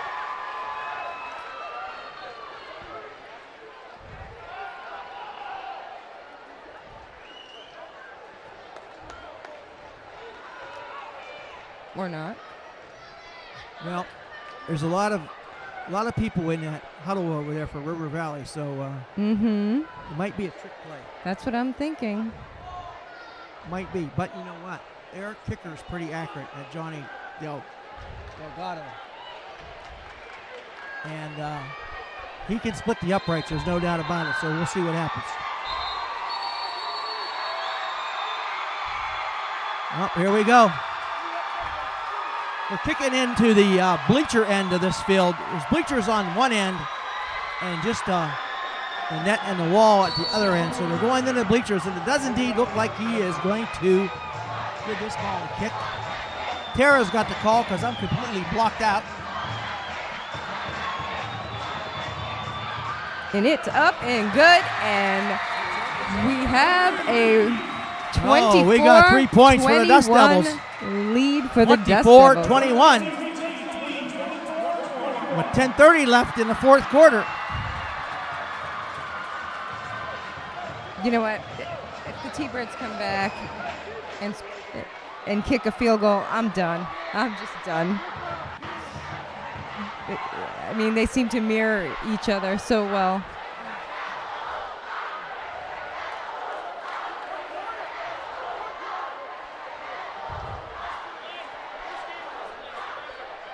You know, Sunday, September the 8th, we have the NFL starting up, Tara, and I believe you're going to have back the professor. I'm not sure. I heard that might be coming back. His prediction, and I happen to know the professor. You know, he's pretty good. He picks 7 teams. He usually picks his 3 best, and he goes with 4 others. So I know you're going to look forward to seeing the professor back. I know his fans will appreciate being back on TV too. KLBC. Well, I was just going to say that I know if you can get in touch with him, that would be great, because we have some viewers that have been wondering if the professor will indeed be sharing his picks with them. So let's make that happen. We just happened to have the Sunday night game, the Steelers and the Patriots, and boy, I tell you what, Tom Brady at 42 years old and Ben Roethlisberger at 36, I believe it's going to be a great game. Is he 36 or is he 38? I think he's 30. In that area there. Yeah, I think he's 38. But I know Tara would definitely love Team Brady to win. He won a Super Bowl last year. Tommy's has 6 rings. Ben only has 2 rings, I believe. So we'll see what happens. What do you of think's course, gonna happen, I'm Tara? a Patriots fan. Yes. But I've never not liked the Steelers. I'm a Big Ben fan as well. So There you go, you heard it. She's an NFL girl. being very diplomatic Rightfully here. so. And Foxborough is a beautiful place to watch a football game. So here we go. T-Birds with the ball.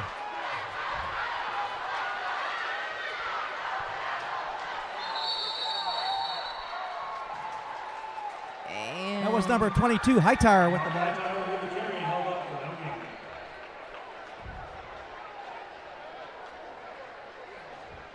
Of course, Bobby, lifelong Steelers fan. Yes, I've been to a few Steeler games in my time, so I do like the Steelers. They're going to have a tough time this year without Bell and Brown, as no matter what confusion and criticism over there with the Steelers. But anyhow, it's hard to replace 2 guys like that. But Indeed. we'll see what happens. And everyone's predicting the Browns to take the division. Oh, yes, the old Brownies. And is that Hightower again with another carry? No, that's Porter. Porter with the carry for T-Birds, but the T-Birds got to get moving here because there's 9:26 left in the 4th quarter. So we're getting close here. We are. And I know for a fact that the T-Birds do not have a field goal kicker. So I don't think we'll see a field goal attempt unless they have somebody they're going to pull out of the stands. So here we go. Direct snap to 22 Hightower, and he didn't go anywhere. And he's down, he got up, he's okay. Oh, he's not okay. He's going to have to come out. Hightower shaking up there on that play. Big hit by the River Valley guy. So it's 4th down for the T-Birds, and they're going to have to punt. And number 24, look out, is back there, Tara. Oh, boy. You know what? If that punt goes to him, I think you're going to see him run that ball back for a touchdown. So watch out. Well, here's the opportunity, but they kicked it away from him, but he's got it. He's got it. And there goes Zach. Oh, the T-Birds corralled him. But he brought the ball all the way up to the 42-yard line for River Valley. So here we go, River Valley with the ball. 8:03 left in the game. Of course, we're very glad to see that he's back and yes. fired up. You know, and this is a question that I'm sure you could answer. Have you seen a lot of players cramp up with the heat? Oh, yes, you have to drink a ton of water, and it even happens to even the officials and stuff, because it does happen. It just hits you all of a sudden. You get dehydrated, and you're down. So Christie with the snap here.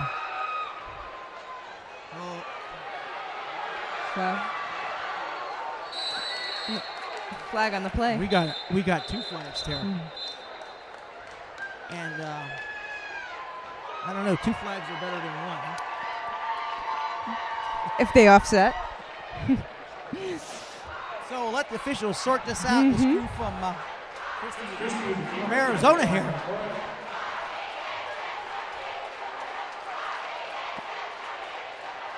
And they just may. Nope, we got a holding on River Valley. Yep. And they're going to take it back. Holding. Number 5 in the offense. That's a 10-yard penalty from the spot of the foul. We're going to repeat first down. Oh, there you go. So River Valley has the ball on the 48-yard line. It's 1st and 20, Tara. But one thing about River Valley, they have a passing attack here, and they got this guy in a slot here. It looks like he might be getting the ball. Definitely not afraid to air it out. Nope, but they ran it. And that's their guy, number 24, Seth Hammond. Seth Hammond, so he went up the middle. He stuffed quick. 2nd and 17. Yeah. River Valley's going to use up the clock, I believe. 7:30 left in the game. The T-Birds are in need to get the ball back.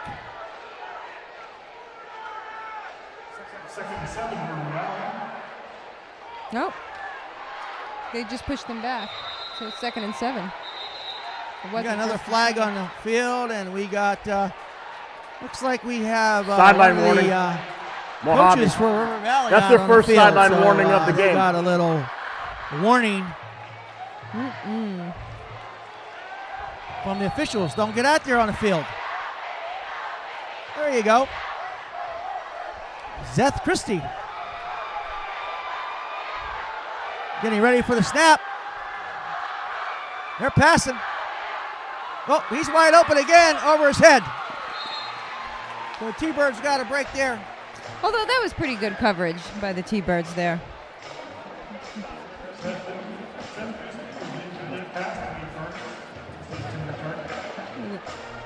Good work there by the corner.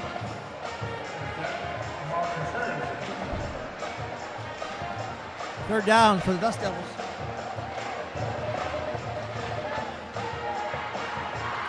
Yeah, I would have to say they're going to keep it on the ground, try to eat up that clock.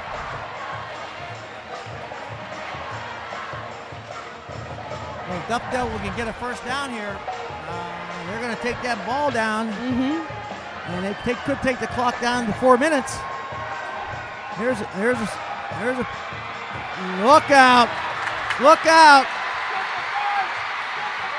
Oh, they got him, but they got a first down. And then some. That was 26 for River Valley. Oscar Diaz with the catch and carry. And old Oscar went rolling like Rocky the Squirrel down all the way down to the 15-yard line. So how about that? We haven't called his name all night, and all of a sudden, boom, he got the ball, Tara, and took it down there. Nice play by River Valley, nice call.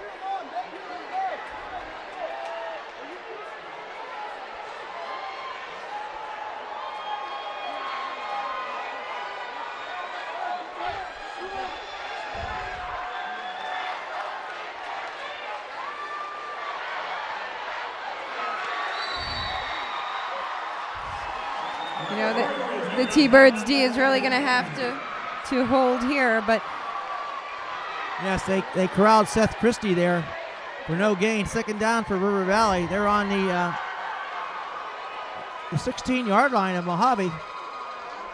So if they score here, T-Birds are in. It's going to be tough for the T-Birds to come back. They're going to have a one big play, and then maybe an onside kick. As the Dust Devils are up by 3 points right now. So we'll see what happens here. Christie back in the shotgun again.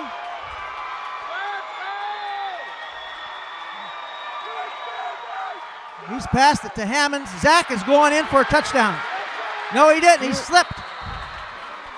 He slipped on the 9-yard line. Didn't make the first down.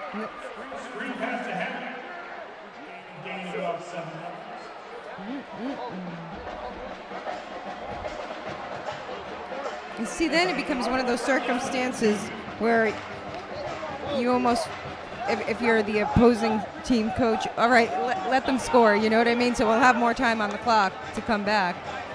But we'll see what happens here. We'll see what happens is right, because it's 3rd and 2.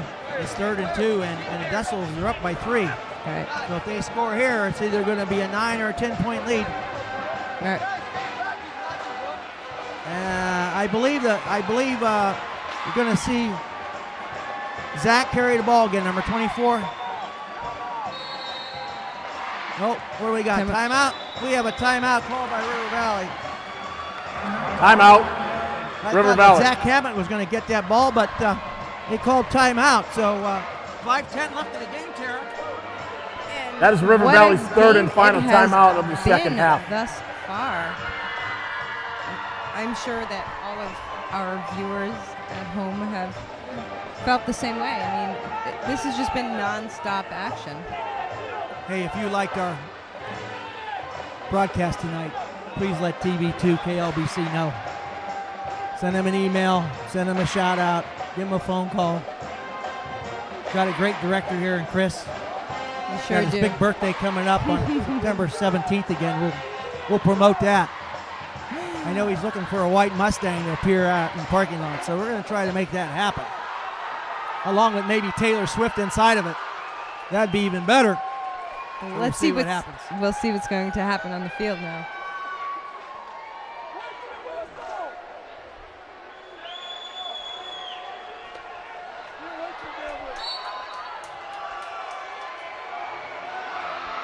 Seth Christie is under center, so look out here. We haven't seen this all night. You got it. Oh. First down, Tara. Big first down. And that's going to eat the clock up. T-Bird's got to get a stop here. First and goal, Dust Devils. And again, we're down in the in what they call the coffin corner over there, where nobody can actually see what's going on. For us, anyhow. Everyone else in this So we're building. watching it on our monitors. Seth Christie looks like he might be in. No. Did he make it? Yes, he did.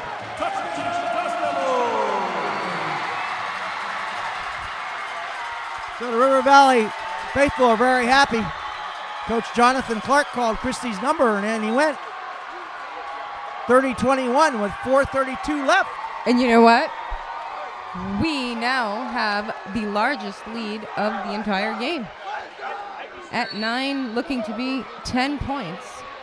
And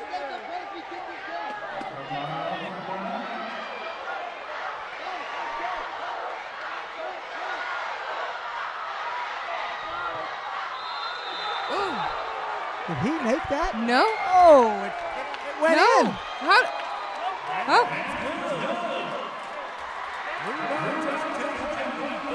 It went in like a dead duck shot out of the air by an Arizona hunter, but it was good. Called by the officials. So it's 31-21 Dust Devils with 4:32 left. And Tara, do you think you're going to see a T-Bird come back? It's going to be tough. With what we've seen from River Valley's defense, it's certainly not in an enviable position that the T-Birds are in at this point. So we'll see what happens.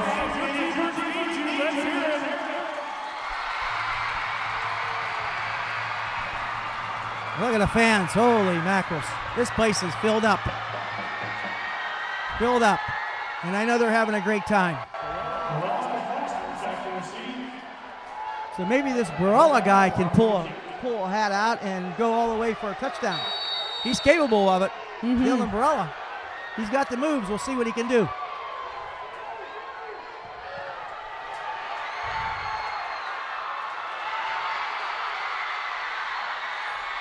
There goes Barella, but he's tackled.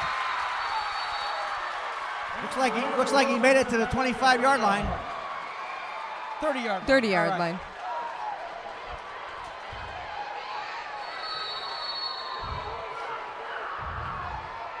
We got a timeout on the field. Officials timeout. We got an injury. Barella's hurt. Hurt his ankle or hurt his... Oh boy.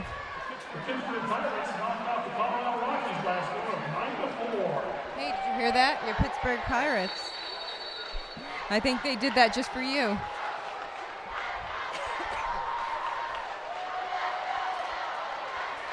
I didn't hear them say New York Yankees. They announced the Pirates score. Fantastic.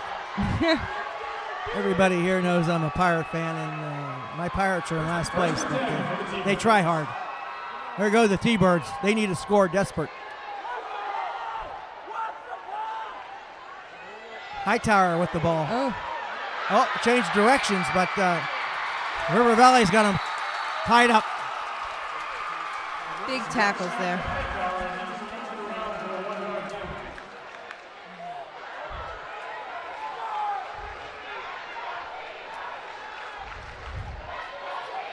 So we mentioned the, of course, Golden Shovel game coming up, and yes, that's next week.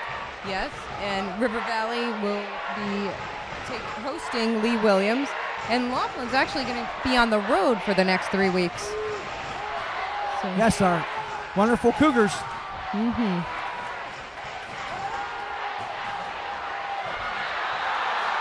Oh. Wow. Well, we had number 2 Porter, to incomplete to Porter. He had plenty of running room. He did. He might have been able to take that for quite a distance, Mm-hmm. but he dropped it. So it's third down for the T-Birds, and they got a bus ride for a first down. So the T-Birds will most likely go for it on fourth down with only 3:38 left in this game.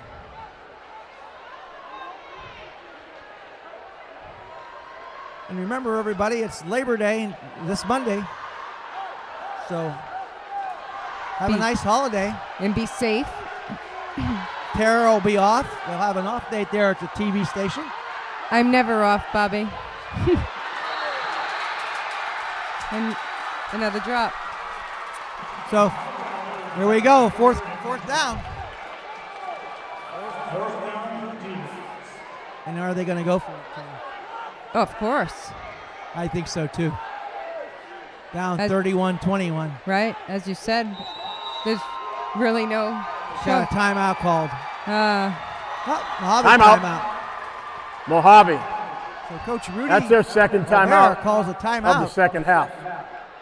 And so they got one more left.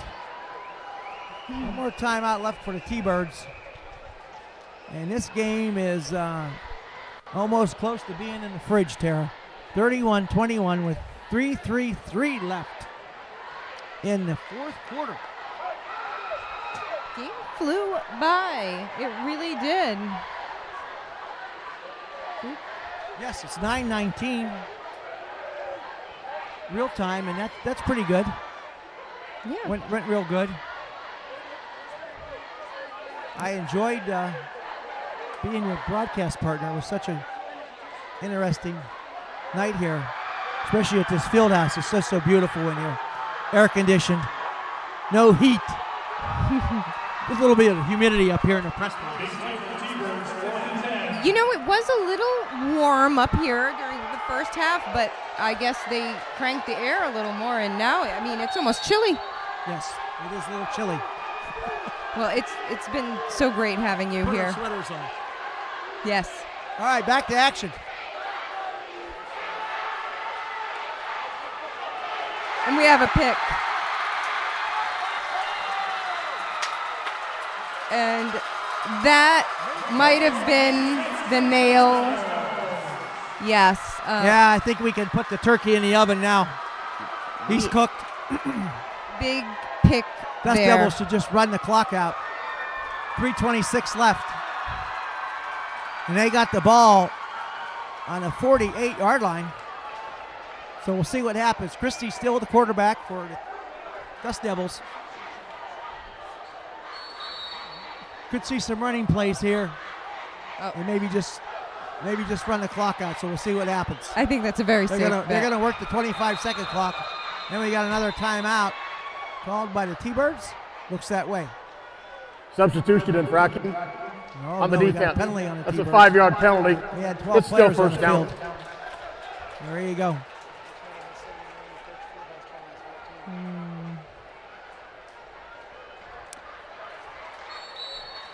All right, here comes River Valley.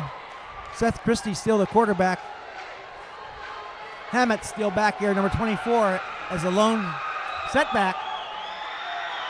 I think he's getting the ball. Oh, Christie keeps. Christie keeps. Well, he got a first down. I was surprised by that play. I was as well. The quarterback carried the ball. But here we go.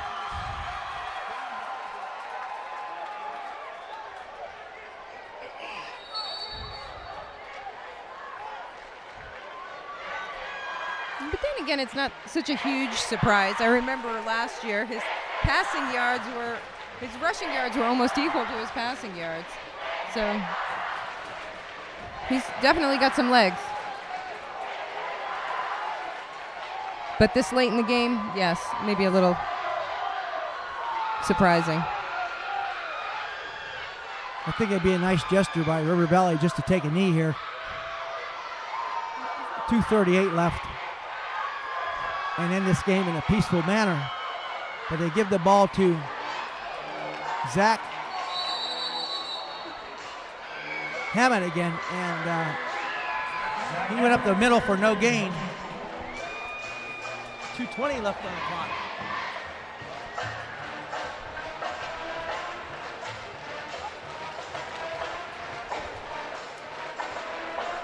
Now in high school football, Tara, there's no 2-minute warning, so we're just going to go into our 2-minute drill here and keep broadcasting here at this beautiful Anderson Fieldhouse. So here we go.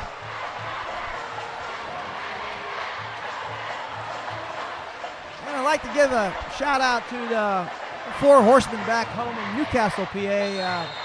TW, Big T, Big Rick, and PJ. Delay of game. As we got a delay of game penalty on River Valley. As they're Delay of game number 7 on the offense. That's a 5-yard penalty. It's still second down.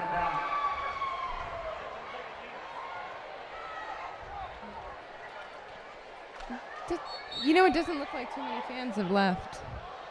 No, why would you? It's too hot outside to go back out there in the heat. That's true. We should all just camp out here tonight. Get their sleeping bags. Sleep on the 50-yard line.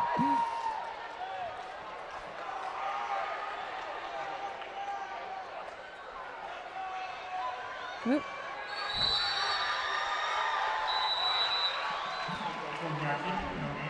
You know, an interesting fact that maybe Timeout. many of the Mohave. viewers That's their don't third and know final. about the field house. Timeout of of the course, second half. They convert this turf into hardwoods, into basketball courts, where they could have simultaneous games going on, and the courts that they have are actual college-regulated courts from Syracuse, and I believe I know Syracuse is one of the teams, and it's just amazing that these kids are able to play on college courts in a facility like this, and it only takes a couple of hours to have the conversion. You're right. It's going to be interesting to see that happen, and hopefully maybe we'll have some game film coverage of that happening. Even how they convert the field would be interesting, because I would be interested in how they're going to do it and where they keep the basketball court right now.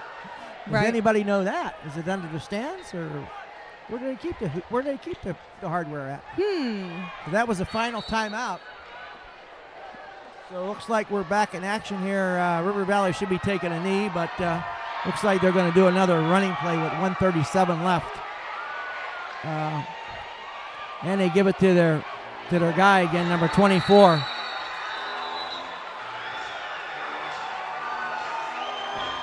Seth Hammond, he carries. How about that? T-Bird's back with the ball, Tara. Oh, boy. Hey, again, I'd like to thank our 2 spotters, Richard Vasquez and Elizabeth Pritchard, for our help. They did a nice job of handing us waters and Coca-Colas in between as the game going on here. We appreciate it. We're going down to the end here, 132, and our great director, Chris Higa, who, in case I don't spend enough time with him during the work week, we get to spend our Friday night together now. And Joe Mark Bernardo as well. There you go. We got it all in.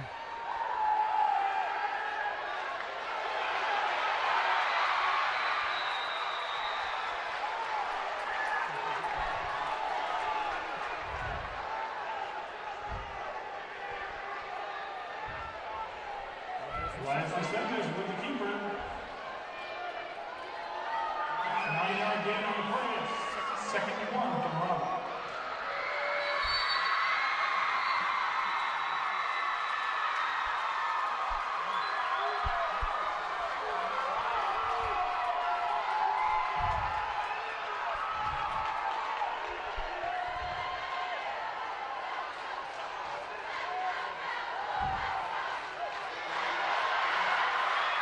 Well, nice passing play for a 4-yard gain. Austin Foster with the reception and the Mohave first down. It's not over.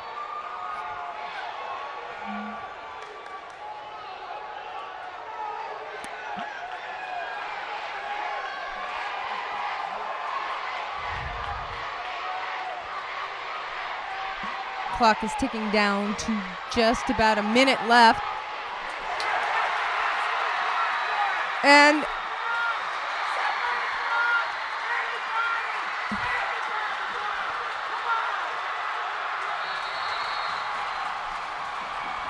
well, we caught a couple very boisterous River Valley fans in our press box here. You can hear them yelling. There's no need for River Valley to score any more points. This game is over. So let's try to get these kids out of here without anybody getting hurt. Now you would expect to see a knee. And Tara's going to take us out of this game here with 48 seconds left. We want to thank all our sponsors and everybody here. Did a fantastic job. Yes, of course, we've thanked our crew and our sponsors, Barron Pest Control, First Call Restoration, Mohave Electric Cooperative, and Electrum Internet. They made it all possible for us to bring this game to you live, and it has been such a pleasure doing so. Bobby, you're just an amazing Thanks. I broadcast partner. couldn't have done it without you. Thanks for having me. And maybe we'll do it again soon. All we need is a few sponsors. Well, we Just certainly a few. hope so. Lynn, are you out there? You listening, Lynn? You're our boss. Miss Lynn Clark, you're from Pittsburgh, PA. And of course, we would like to thank each and every one of you for tuning in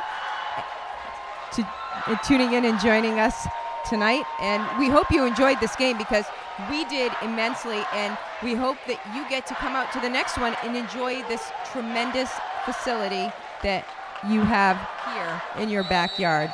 It's beautiful. Hey, it's been great. Good night, everybody. From Anderson Fieldhouse, 31-21 final. And for Bobby Latsko, I'm Tara Haywood. Have a great night.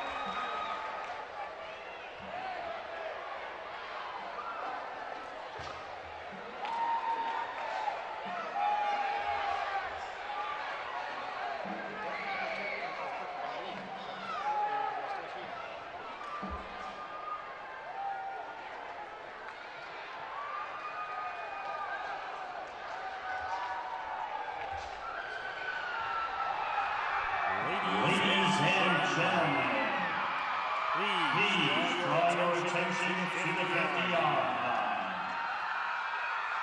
As Superintendent Todd presents the River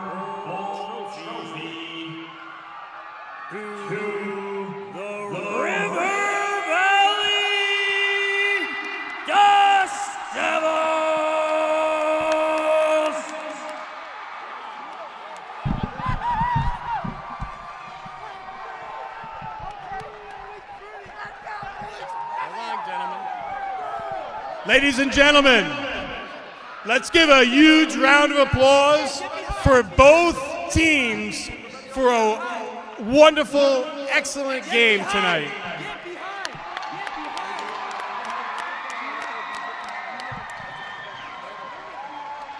And now, I'd like to present the principal of River Valley High School and the Dust Devils, the River Bowl Trophy.